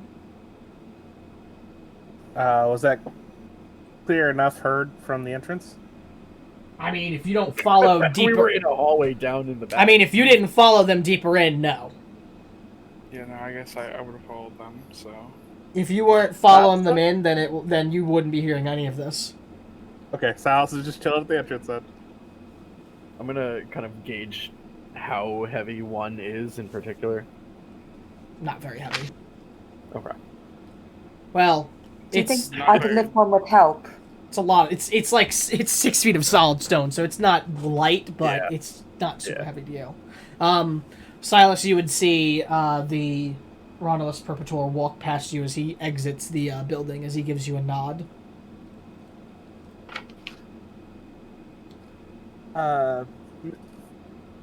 Mr. Perpetor. Yes. Just so that I can say without lying that I asked. What were you doing during the events the attacks in town? The what? Attacks that happened in town, the kobolds and the like? I don't know of any attacks. The town was attacked. Yes, it was. Jake, can you help me with the in-game timetable there? Literally The day yesterday. before or the... It was only a day ago. Yeah, it was literally yesterday, yeah.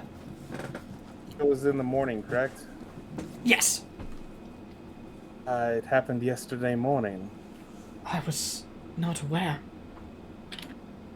I was What here were you... all day yesterday.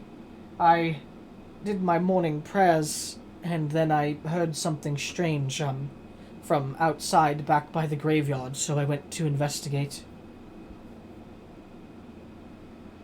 Can I cite him on Sure. the truthfulness he's giving me? You can roll insight. Doesn't seem to be lying. Okay. Thank you. It's as much as I expected. But Also doesn't seem now I can like say I he did really it. could lie. He has a very, well, what's the word? Depressed. Ernest. No. He seems very, very, very, like, miserable and, like, very unable to, like, even bring himself to lie in some ways.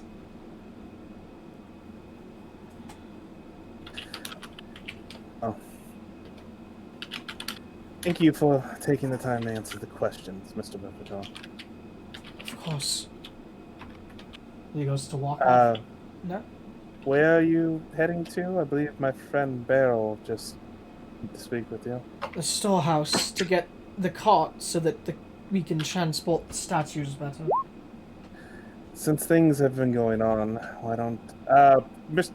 Perpetor is just a devout, or is he priest vibes? It's hard to tell. He doesn't wear priest garments, but he certainly has the devoutness to him to be a priest, you can tell. Fair enough.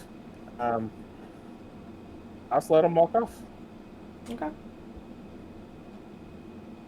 As you walk off.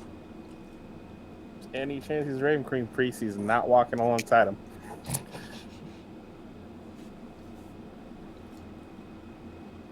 So, What do you have to worry about? Your mark was lifted.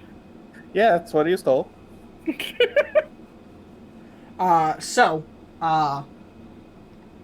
back to you guys then. What are you doing after he walks away? Does it look like there's any like back door that he gestured to, or are we carrying? No, these you have to things carry them through from the hallway to the front. front? Yeah. Okay, yeah. Then Beryl would just start leading the pack and hoisting one up by herself. Sure. As I said, there are 8 of them. Okay, so we can get 3 at a time. Do me and Josie need to roll, or can the two of us lift it together? Josie and Astrid lifting together. Okay. I have like an amount of strength. What's your strength scores? 11. 14. Both of you can roll athletics at advantage. Oh no. Yeah. Okay. you guys Okay. are you Christ. guys are able to get one out. We're not gonna do separate rolls for each of the 8. We're just gonna run with things out of this. And are Isaac and Carolina getting one out as well? We're gonna try. All right. I need what are your strength scores? 10. Mine's 12. Okay, so just athletics. Yeah, Hell yeah. you guys are gonna be able to get them out too. Look at you. As first, Beryl would make her way toward the front, and then everyone would start making their way toward the front. As Silas, you would see them transporting these statues, and you all would see Silas just standing by the entrance. Hey, Silas, if you're not gonna help, can you at least get the door? I'll still hold the door open. Well, the doors are swung not- open. They don't really close unless Okay. you're really so Silas close will them. lean against the door and kind of stay out of the way. Church doors just kind of stay open if you open them. Because they're churches. Yes. And I'm, He's so strong. Wow. I apologize, Beryl, but I'm not stepping into that temple for reasons you might understand. I mean, I can understand what you're thinking, but... Well, you're not gonna burn up or anything. No, I'm not. I'd rather not continue the conversation. Great. I'll help with whatever you're doing after they're out the building. Well, just continuing outwards. Yeah. When Isaac and Carolina set their statue down outside, Isaac is dripping with sweat. First off, and he turns to Silas and he goes, "So did Perpetrator tell you anything?" That he was here doing his daily prayers and such the morning of. He wasn't even aware of the incidents. I mean, he seems like the kind of guy who spends a lot of time in the temple, so I guess that checks out. Would you like some help on your side so that it doesn't either fall on you or shatter on the ground? I think me and Carolina got it, but if you want to take over, that'd be really nice. With your knees, Isaac, with your knees!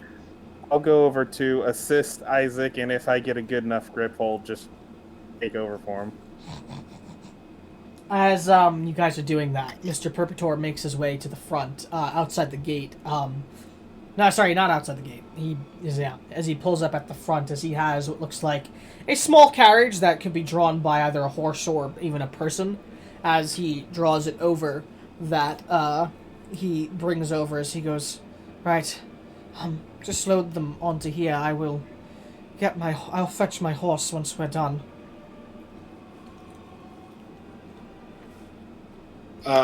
Isaac will, as people start bringing out the statues, he'll cast prestidigitation on all of them to clean them. Sure. Okay. Does Mr. Perpetor see this? He kind of wants to do it to Get some brownie points. get some brownie points. Yeah, As exactly. you do that, and you do it intentionally for him to see it, he would give a bow to you and go, "Bless you for doing such a thing. I curse myself for not being able to do it myself."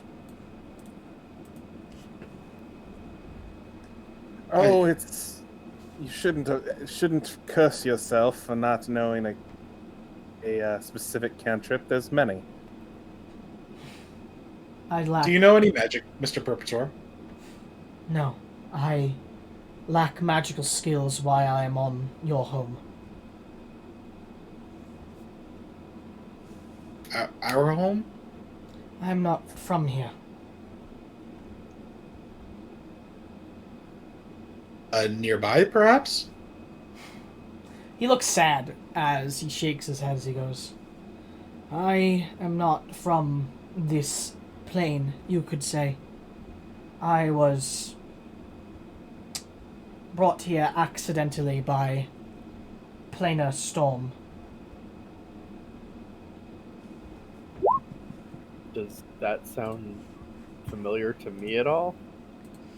You'd know that planar storms are things that could happen during times of incredible instability, where portals to other planes open and people can get sucked through and displaced. Well, don't feel down. I'm, you're not the only one who's acting as a bit of a tourist. I'm from another plane as well. Appreciate the attempt there to relate, but unfortunately I can feel nothing but down about it. I had to forcibly leave my family behind when I was taken through.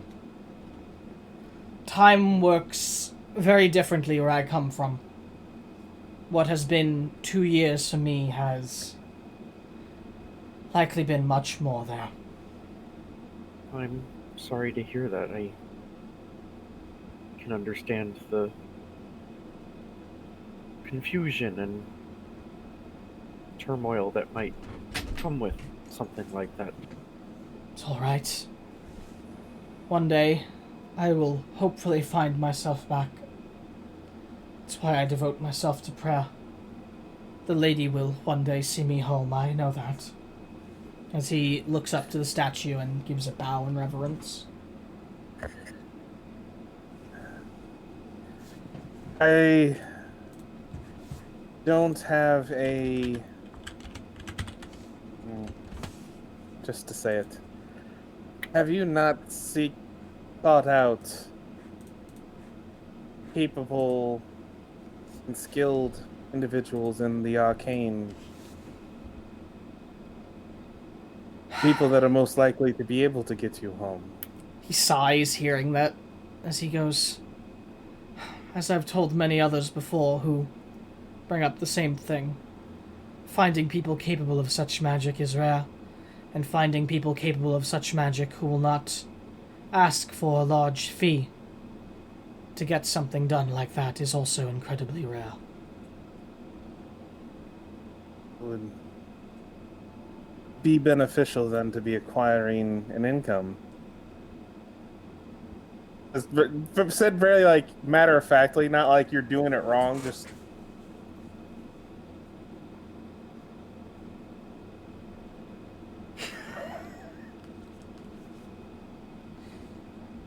I appreciate perhaps you trying to give me advice, but trust me when I say I've dealt with this for 2 years. I don't think there's much more new you could tell me. It is not easy for me to work while I am in this land. If I came here by natural means, it would be different, but I was forcibly brought here by the storm. My body does not react well. I am weak, and I am unable to do most things that even a child could.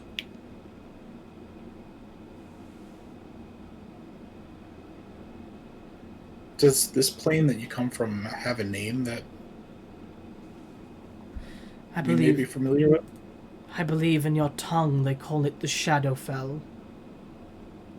Or the Land of Shadows, Plane of Shadows.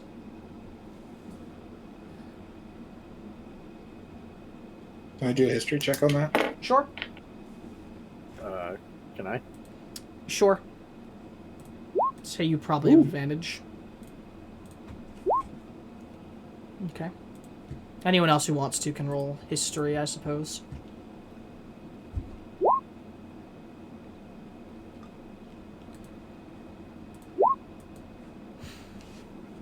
Okay. As far as the information that all of you would have, the Shadowfell, to Isaac and Silas, you two know that the Shadowfell is a echo of the prime material plane, which means that it has very similar layout in terms of its the way the land is shaped, and as well that it is the counterpart to the Feywild. Whereas the Feywild is bright and vibrant, the Shadowfell is desolate, filled with death and decay, though both represent incredible chaos in their they placed a line on the cosmic wheel. They are chaotic lands.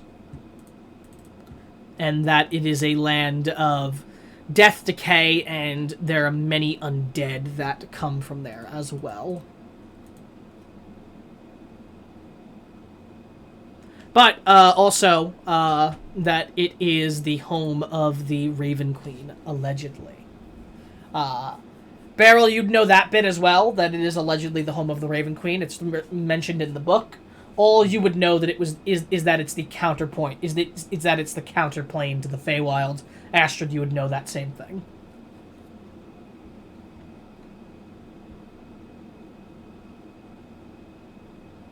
Mr. Perpetor, I know how you could make some money. Quite easily. Being from another plane, as Beryl, I'm sure you could do this as well. Write about it. People like myself and Isaac eat content books of extraplanar magical origins up. You could make maybe not a great bit of wealth, but some. Perhaps, but I am not anyone of renown from where I come from.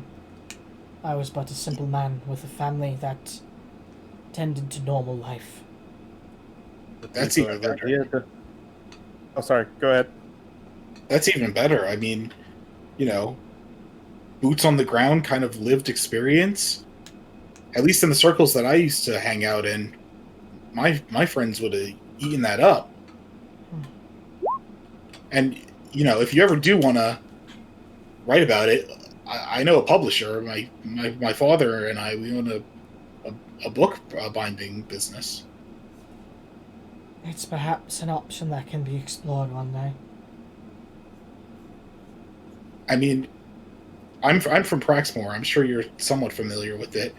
The magic technology there could possibly help you travel planes. I don't know for certain, but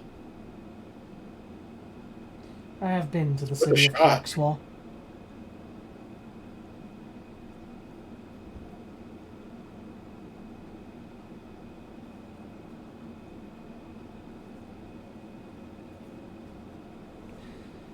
Nonetheless, I appreciate the help with the statues.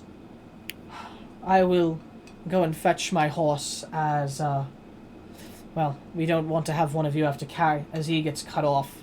As all of you hear a strange sound. It sounds like almost the sound of a woman's voice singing, moving through the air, emanating from a direction a bit to the side of the temple.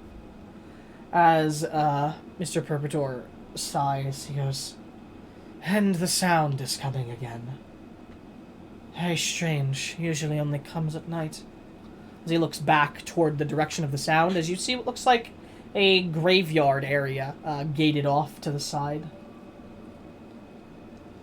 And he shakes his head. "Apologies. The graveyard has been plagued with strange sounds as of recently." Strange sounds that always sound that pleasant. Not always. They've never been unpleasant, mind you, but they've always been strange. How recent? Go ahead. Yeah, I think we're all on the same page. How recent? How recently have the sounds been occurring?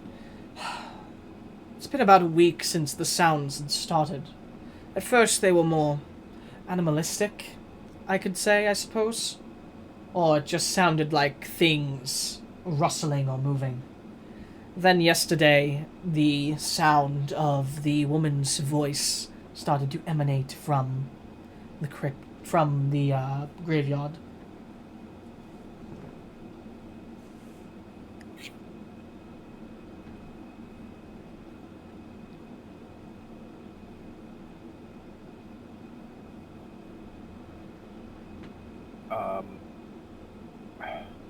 Beryl would look to Silas and go, not another ghost, is it? It's coming from a graveyard. It's a person sound. It could. Oh, I pray that it is not a ghost. If there is undead on the lands of the Raven Queen, that would not be good.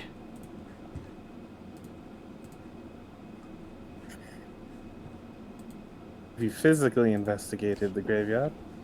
I've investigated the graveyard itself. I have not entered any of the mausoleums. Hmm. Would you say that any of these sounds? Oh, no. Silas told me that he didn't know about the attack, so he wouldn't know the time period. Never mind.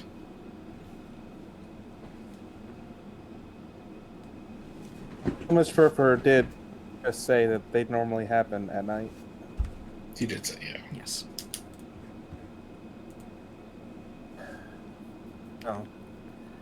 Considering undead were involved in the incident in the town yesterday,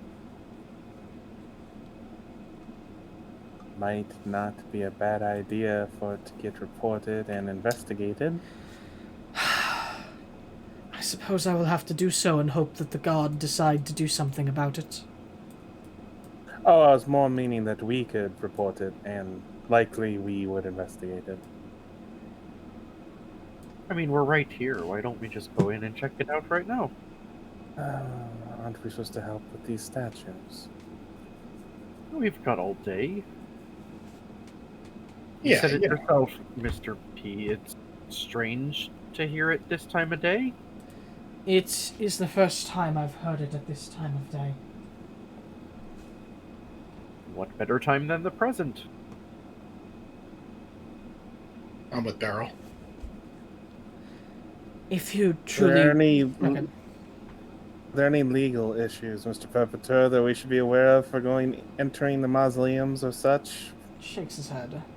Legally, I am the one who owns the grounds. There may be complaints taken up by some of the families if they find out, or if you do anything to desecrate the grounds. Which, there would be more than complaints from me if that were the case as well. But no legal action should affect you if you wish to investigate. If you truly wish to, I can fetch the key to the mausoleums for you as well. There are not many there. If we're investigating these and they do have any undead, there's a chance of some things getting destroyed, urns or the like, possibly as a side effect of physical conflict with the undead. Do not worry about that if that is the case. It will not be held against you if something gets damaged in a act of self-defense. Besides, the lady will understand if her grounds are damaged to take care of a scourge. There are 6... Is there anyone of import buried around here? Here in the graveyard? The founding family of Lady Amelia Wolford, Emily Wolford, lays buried in one of the mausoleums there. There are 6 mausoleums in total. Wolford Mausoleum is the largest one, and it has a spacious underground area. Yes, we certainly should go look then.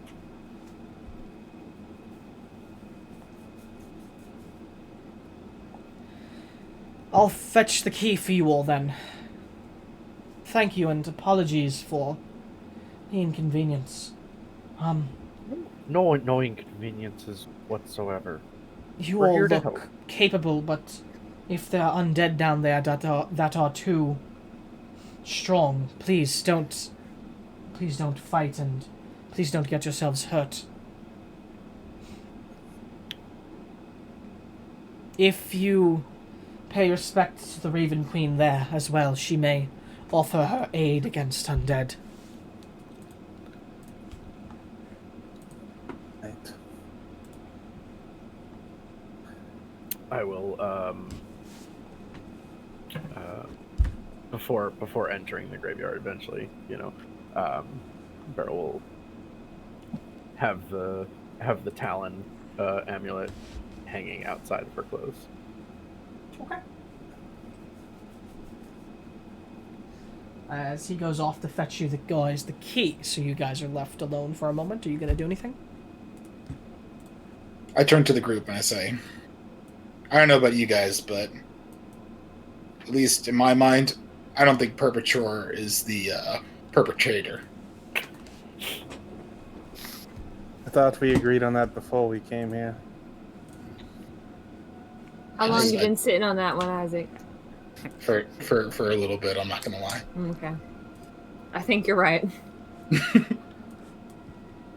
Aye, well, it's interesting that, well, neither Satanta or, brought up this graveyard and this particular noted person. Might not be noted enough for what they're thinking about with their knowledge of the magics involved, but But it is conveniently located. it is, and there is sounds coming from it. Aye. I do want to know if any of you intend on praying to I mean, praying, probably not so much, but I mean, no harm in asking for a bit of safe passage.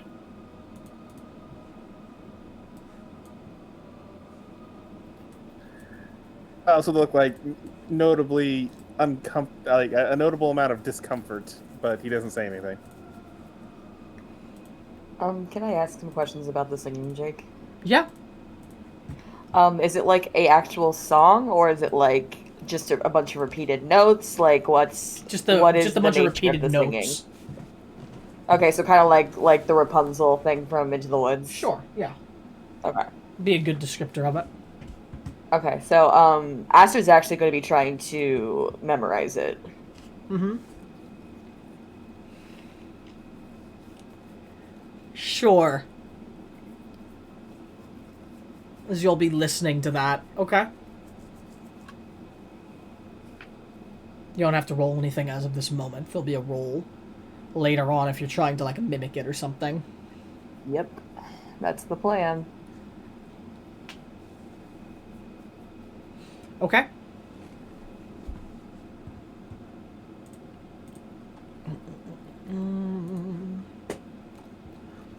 As I'm just doing something very quickly. I'm gonna get a music change, too. As Mr. Perpetor returns with a keyring that has 6 keys on them. One of them having what looks like a gold, like stripe on the handle of it. As he offers it out to one of you, to any of you that'll take it, really. Isaac will reach his hand out. Alright, as you take it, he goes, those keys should unlock anything that's, all of the mausoleums there.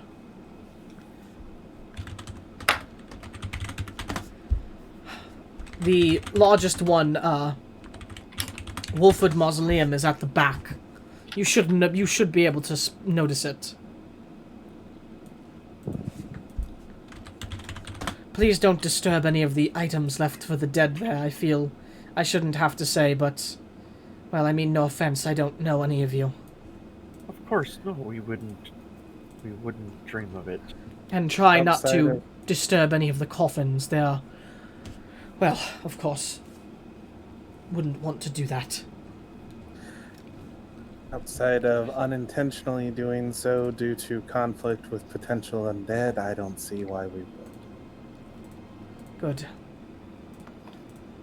And be careful. As I said, the noises are strange, but, well, nothing's happened yet.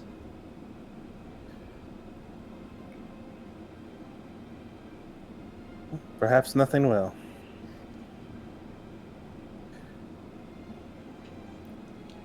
Right. Well, If you would. Maybe we should set a time limit that if we're not back, he should go seek help.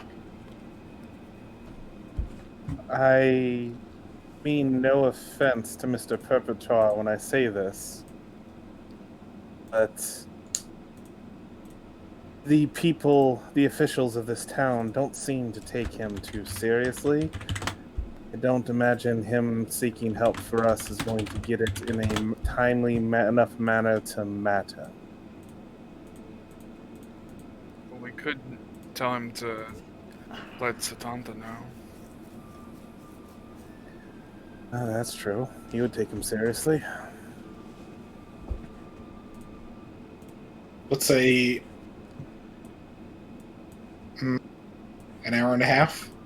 If we're not back by then. If an hour and a half passes and you all have not returned, I will seek help from this Satanta individual. I can't say I know him. Or Well, you can't miss him. He's quite a lug of an individual with flaming red hair. I see. And a large object wrapped on his back. Was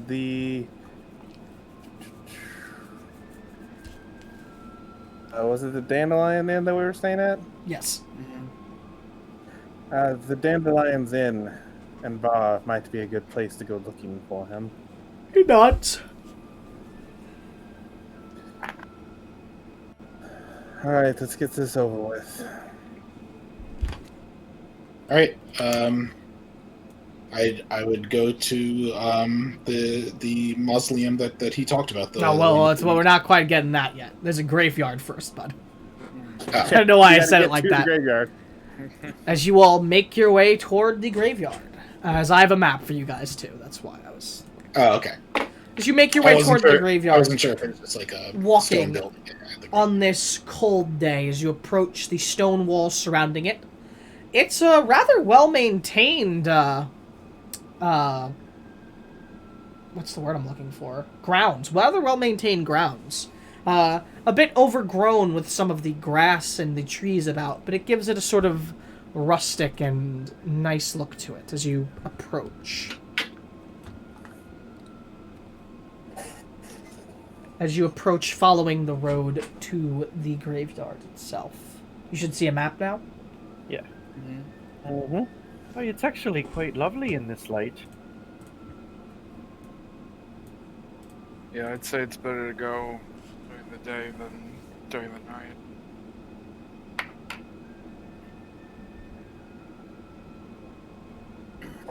Is anyone else a little concerned that Mr. Perpetual never really did anything about this beforehand? This man was just going to sleep every night with strange noises in his graveyard. It was like, oh, this is fine. I mean, what do you really expect him to do? You know, look at the state of things. He doesn't seem like the person who wants to make a bother about it. Certainly doesn't look capable of doing anything about it. As Beryl just said, and as I said earlier, the officials here don't take him seriously, so what should he have done, really? And from what I know of the Shadowfell, he's probably used to some messed up noises.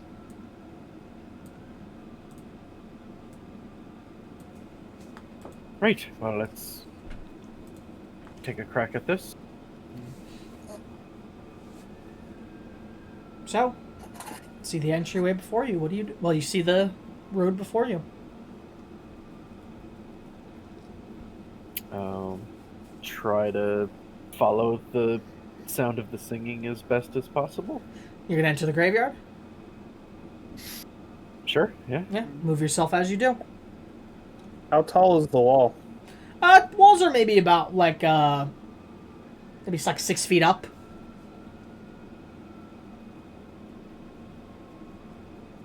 Not super tall. Okay.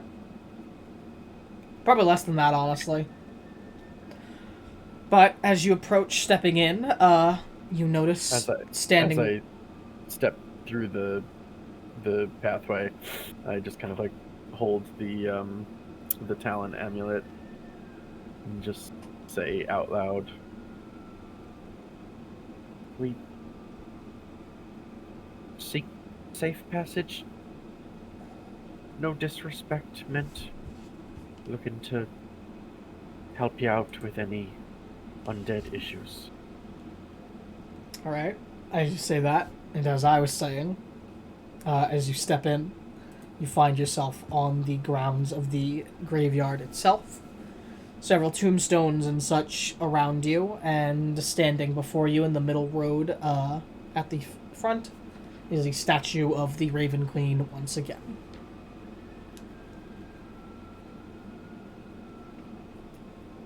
As each of the graves in different states of condition, and some looking a bit more fresh, and so on.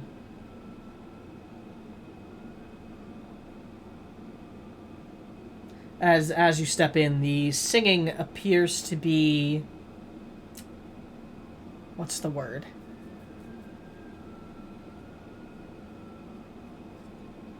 Not coming from anywhere in particular. It just seems to emanate from the grounds. But it sort of dies down a bit once you actually step foot on the grounds, even.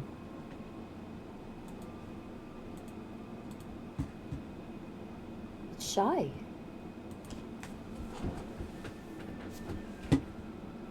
Or it's done what it's needed to. I'm reminded of a siren song. What siren song? That was probably unfair of me. Jake, can I assume that sirens are similar to how we know about them in myths here? That they call ships and lead them to their death? Don't know. Or I could take that back. Well,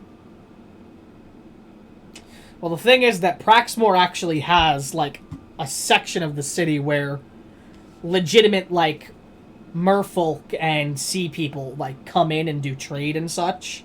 Oh, shit, okay. So there's, like, a big population of, like, non-humanoids even in Praxmore that are big there. There's, like, a Fountain Plaza is what it's called. It's where all, you know, like, non-humanoid species come in and they can do trade and such from the sea and such.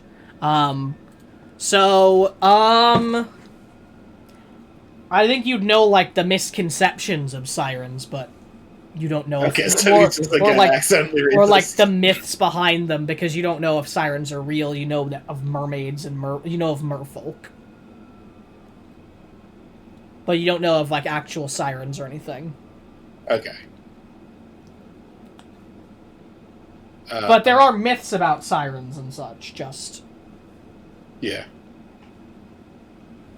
Well, I guess that in that case I would explain to Silas the myth of supposed sirens who are like kind of like merfolk who call ships to their death and lead men astray and lead them overboard. I apologize if I overstepped. No. Since it's Not at already all. reacted to our presence, do you mind if I try something? By all means. Just don't go reaching your hand out to anything, Astrid. No offense.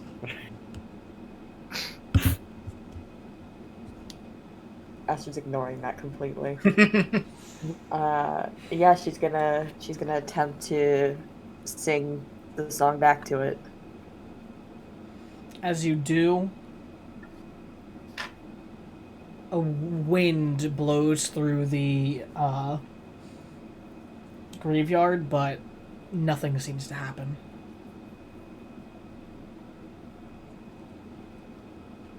Did the wind feel natural? Felt like just the wind blowing. I guess I should restate. Has there already been wind occasionally blowing today?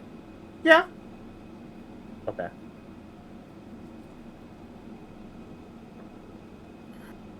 Right, well, shall we make our way to the mausoleum then? And Following you all. Beryl's gonna continue stepping forward. You're gonna... I'll stop at the statue and Mhm. sort of acknowledge it Sure. I don't know what you mean by acknowledge it. Just like nod to it or something, or Mm-hmm. Yeah. sure. And then just keep moving. So where are you heading? There are several buildings throughout and many graves. And we were told the largest one, the Wolford one, was in the back. Yeah. Mm-hmm. So we keep moving forward. You're just going to head straight to that mausoleum? Yep. Isaac, when he passes the Raven Queen statue, will just kind of just go like this and go like no harm, no foul, and just walk by. Sure. Yeah, Astrid would have we could. curtsied. Okay. So it's not even there, the statue, as far as he's concerned. He doesn't even like look at it slightly out the corner of his eye.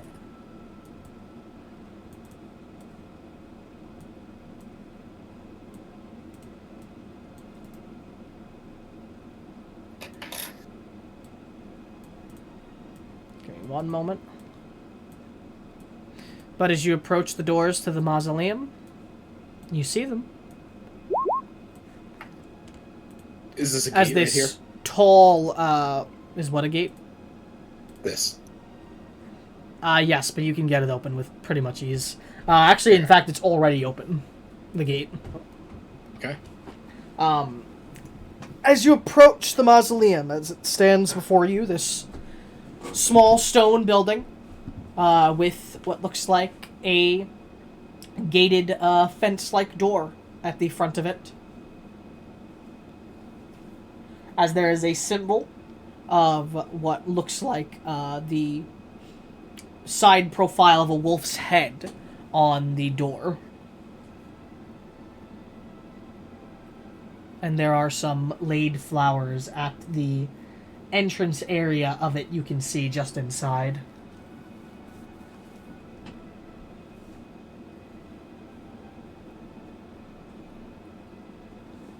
Following barrel. I gotta go. Okay, Ben. We will see you around then. But, As a quick rule of thumb, Mhm. Sal's gonna be staying one square behind Isaac pretty much most of the way. Isaac and Josie are ahead of him with what he's doing right now. Got it.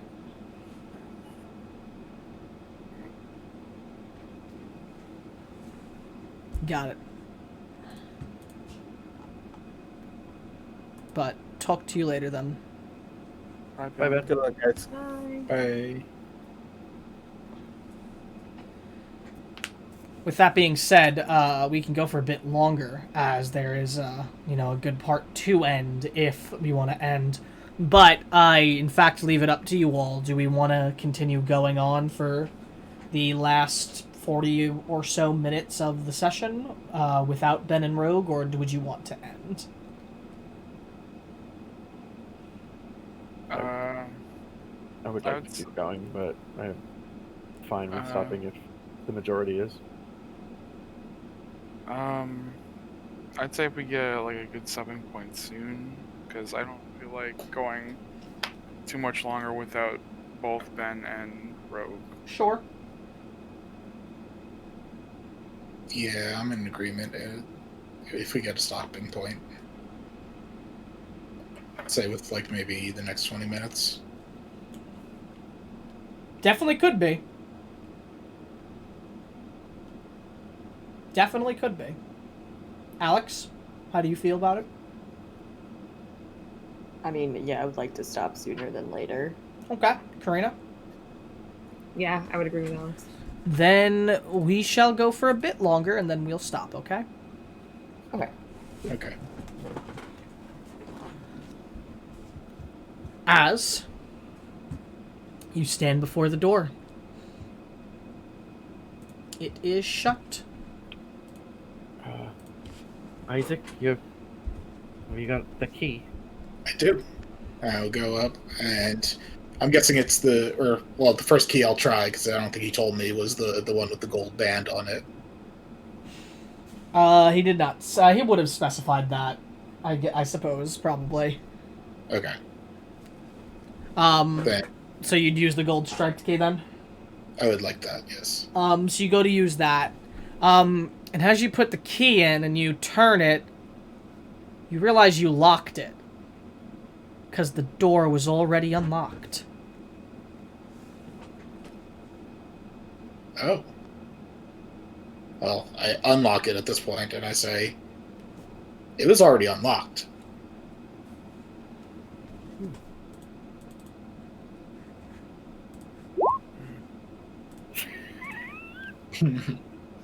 Is that, I mean, is that odd?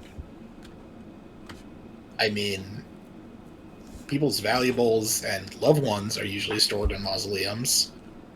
So, generally speaking, they're locked.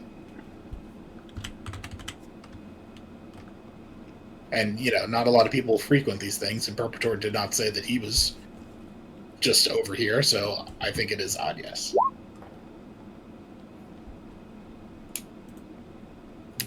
Maybe he just forgot to lock it when he was cleaning?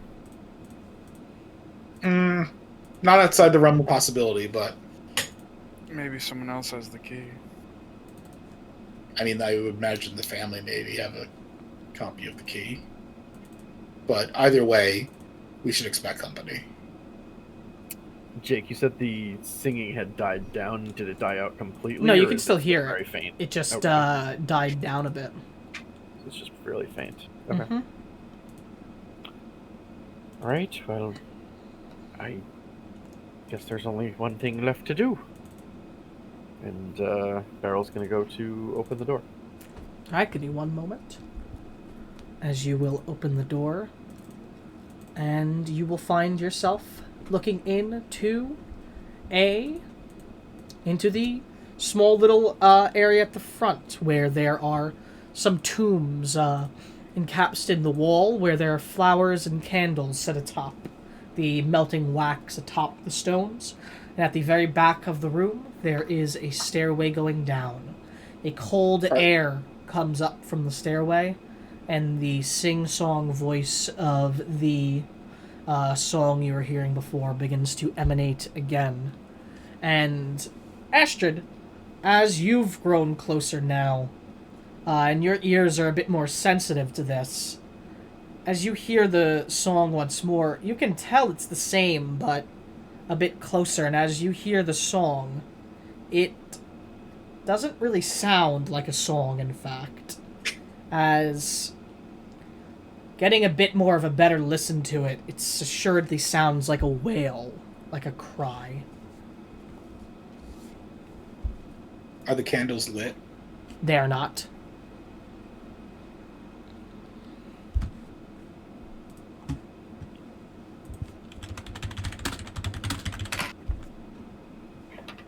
Astrid will take the little firefly light bug out. The clockwork fly. Okay. Take it out. Are you gonna activate it? Yep, just gonna have it hover around my shoulder so that Isaac can see. Sure. And me. And you. Yeah, she's gonna go further in though, because now she's a bit concerned, thinking someone might be in trouble. Barrel will stay very, very close behind her. Okay. Trying to find something that is not easy for me right now for some reason. Don't know where it is. There you are.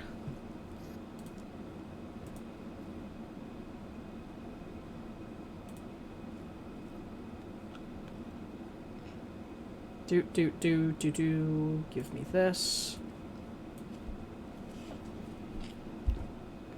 Do that quickly. And here we go.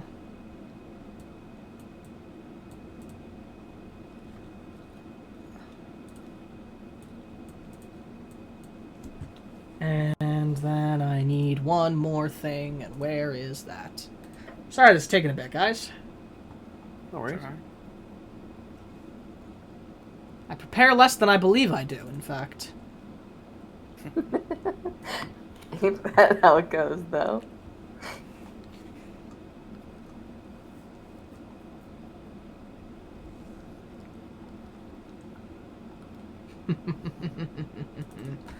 There you are. I was not meant to sound as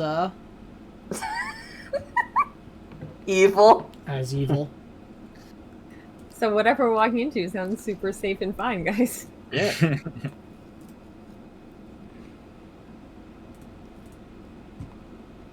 It's gonna be Moaning Myrtle. No. It's just gonna be a bathroom. This crypt is just one bathroom. Mm-mm. Has to be one somewhere.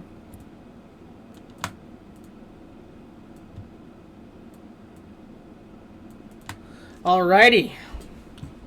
Now we're set up.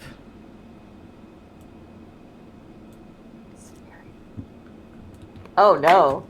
As you all start to make your way down the stairway of this mausoleum. As you make your way down, the song becomes more obvious to be a cry, a wail, as you all continue down the stairs. And eventually you find yourself just down here in this dimly lit area, where you look forward to seeing down this corridor, seeing this open crypt area, this open mausoleum area with some coffins about, chained to the ground, pillars up, holding the room up. At the very back of the room, after another set of stairs, another altar. But something even more pressingly viewable there as well. A pitch black arcane circle etched in the ground, emanating foul energies from it. In the center of the circle, a charred skeletal corpse at the back. As you enter the room, you hear the singing and wailing louder and louder, emanating from the corpse at the center of the circle. As the air in this room is thick and sickly. What do you do?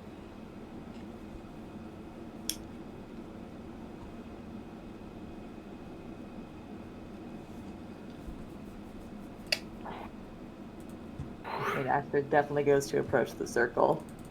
Okay. Not gonna touch it. Mm-hmm. Beryl is like over here. right with her the entire time. I'm trying to.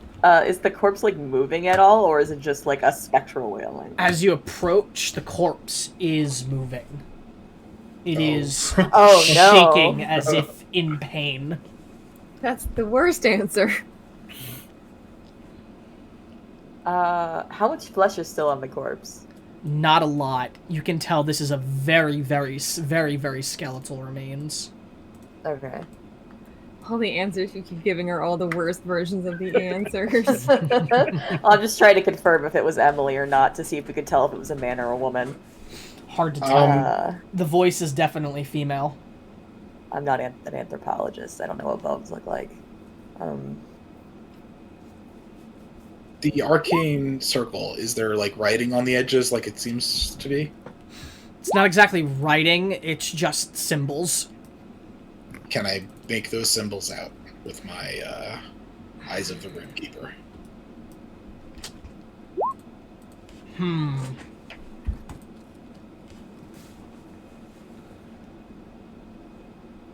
Sure.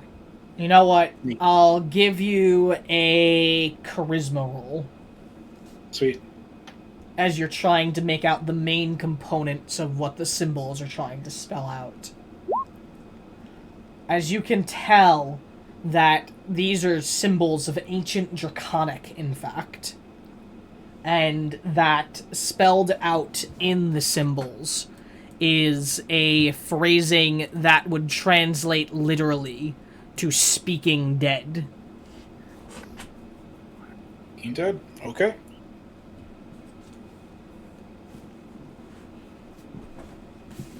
As the corpse just wails on the ground.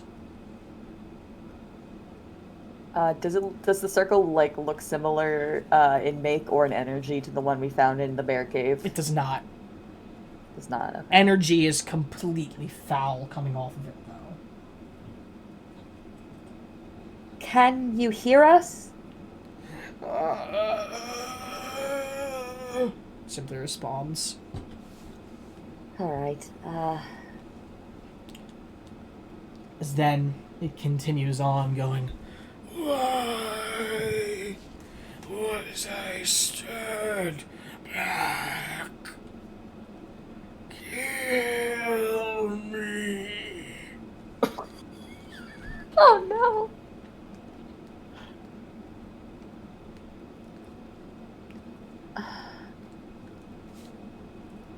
I don't think we can cross that circle. Is the corpse asking us to kill it? I believe so, yes. Do you want me to shoot it? I mean, you can try. I'm a little afraid of where the bullet might go. I mean, I don't have much experience in shooting already dead ones, but if you don't want to cross the circle and... Oh no, Josie, it wasn't an insult to your skill in any way. I simply mean I don't know if the barrier would prevent... Oh no, I have no anything idea what the hell will happen, but... Alright,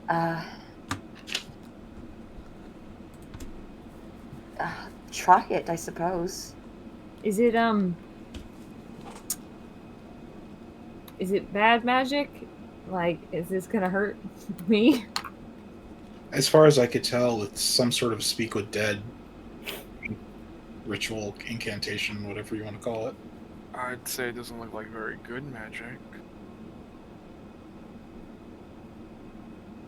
Alright, well... One second. Because I'm going to operate under an assumption that someone knows something. And would share it. I mean, I could use magic awareness.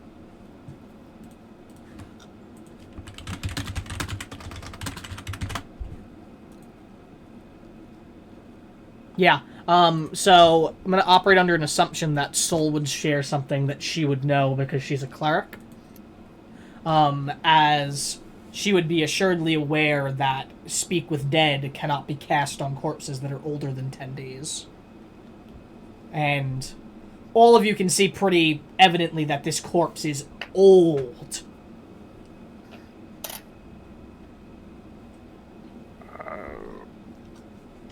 Can I,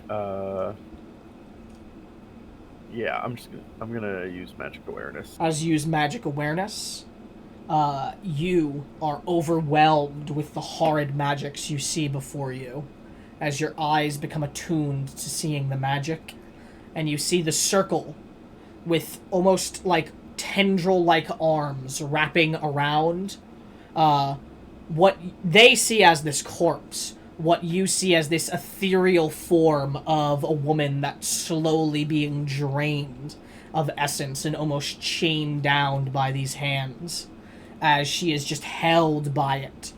The shimmer of the gold essence in her just being torn from it. I need you to make a wisdom saving throw looking at it. Okay. As it is a horrifying thing to gaze upon. Not sanity? No, this isn't a sanity effect. Would my talent amulet benefit here? Let me read it real quick. I'm not positive. +2 to saving throws against undead. I wouldn't say this is an effect from undead. This is an effect from viewing a horrifying sight. Okay. No worries. But no, it's not. It's not a sanity save. It's a wisdom. Sanity would be for something a bit more unnerving. Beryl, as you look at it, you are filled with dread and fear as you are frightened. Okay. The specific target of the Frighten is the circle and the soul in betwixt the arms. It's hurting her. There's horrible things wrapped around her. We gotta help her. But like, Beryl is like on the cusp of like breaking out into a rage. Like she is shaking at this point. The arms also are blackened and covered in like a scale-like material as they're holding her.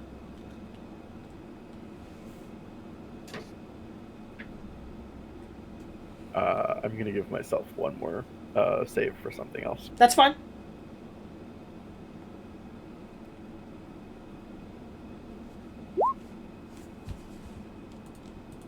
Okay. Yeah, she's shaking, terrified, but seems to like kind of like close her eyes and just sort of like clench her fists a little bit and just, like takes a half step back and remains there.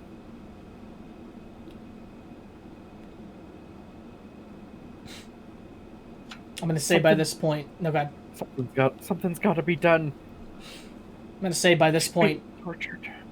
say by this point, everyone's gonna have something they're going to be able to do, and then something's gonna happen.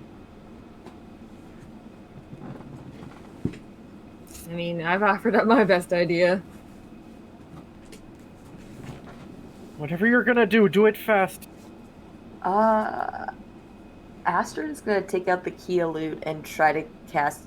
Well, let me actually look at what this does real quick.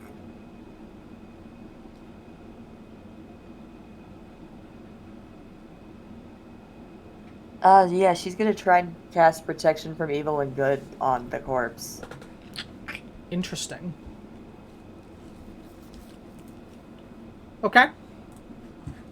Is anyone else going to try anything? Not going to say what happens yet until something occurs and such. Yeah, I guess. Oh wait, I have to be able to touch it. That is a touch spell, you're correct. Never mind. Okay. Okay. Don't do that. Yeah, I'm not going in there. I mean, I guess I can try to. Okay. What if I use the scrapyard rifle, which I would feel like is a longer range weapon. So if I shoot it at pretty close range, like get right down its level, use it as sort of a propulsion thing, like maybe it'll get pushed out of the way, and maybe also kill it. So you're trying to bonus for push the. So you're trying to push the. With the bullet, yes. Well, I would say a bullet. You know, it's not very big. No, but it is at a short range fairly powerful It is. for a corpse that's very old. That's true. What, is it going to hurt it more? A fair point. So, unless anyone really feels the need for this body to be very intact, I'm going to do that. Anyone else have anything else they want to try as well? Alex, you can change something that you wanted to try. I'm assuming everything's happening within the same time frame of things. Yeah. How powerful does this look? The magic seems fairly powerful. Okay. Because my options are dispel magic or try and levitate the body out. Could try dispel magic. I'm like, yeah.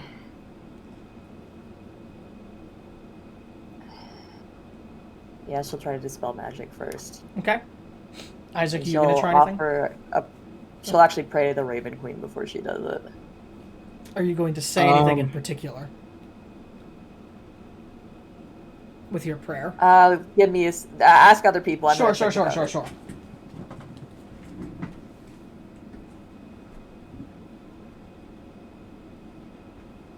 Isaac, anything? So the only thing we could really understand from it was it saying "kill me." Well, you heard. Well, what I said it was saying.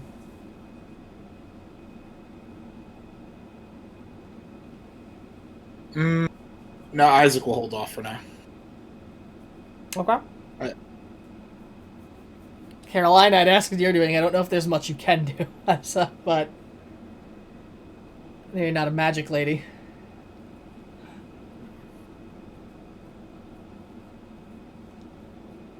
But Yeah, no.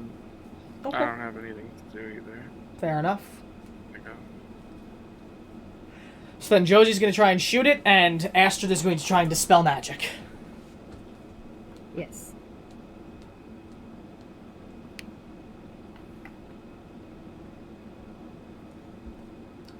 So Astrid, do you have your prayer in mind? Yes. It's just going to be very earnest, not flowery or anything. She's just going to say, you are the guardian of the dominion of death. Please help me end this creature's suffering. And then she's going to cast spell magic. Roll me a wisdom check. Okay. Not for the dispel magic. I love my goddess, but like I don't think this is not her. This is not her. Check. Yes. Okay. No. Why do I have a +1? Don't know. Okay. As you cast... I don't have any inspiration or anything. As you cast dispel magic, I don't know if anyone else has inspiration, if they want to give you anything or not, but as you cast dispel magic, I'll need a charisma check. Josie, I'll need a weapon attack from you.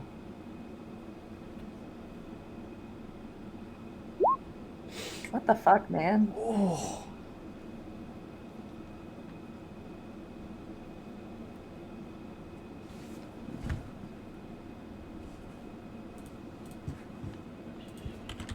Just check the spell magic real quick. Oof. I'm trying to check one of my things real quick. Okay. Josie, you can roll damage.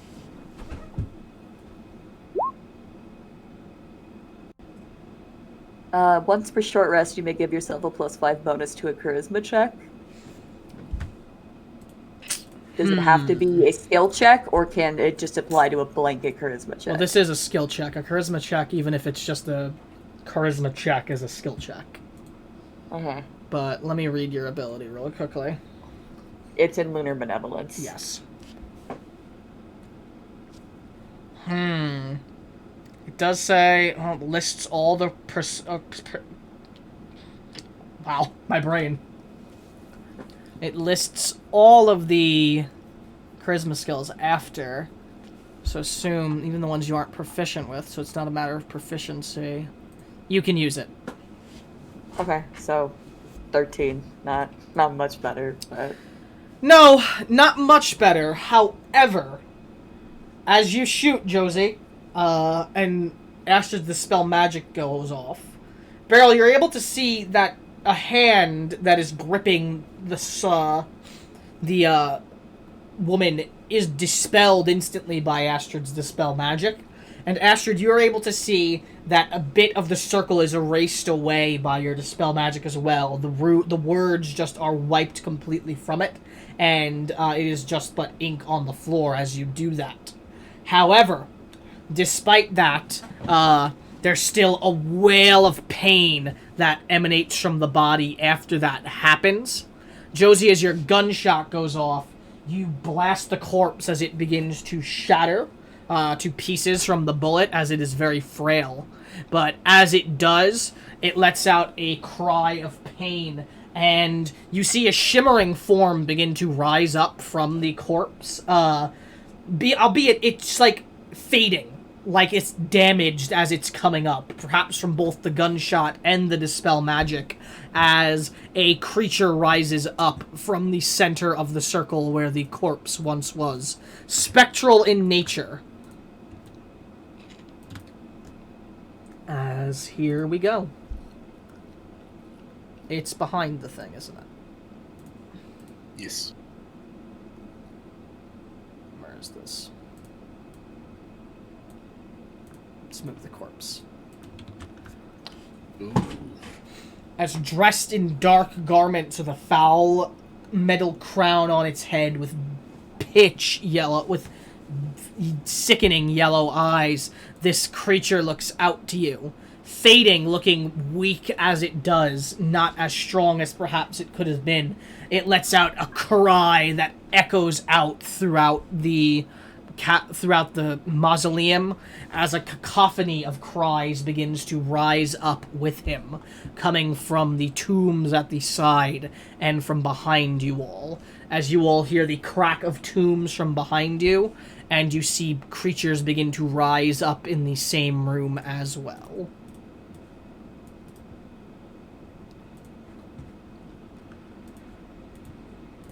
As two spectral creatures looking at like women, as ghostly white forms, and then a spectral blue ghostly essence as well.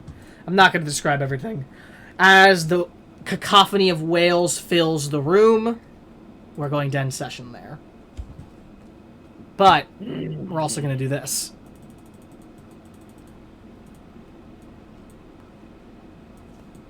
As all of you can roll initiative.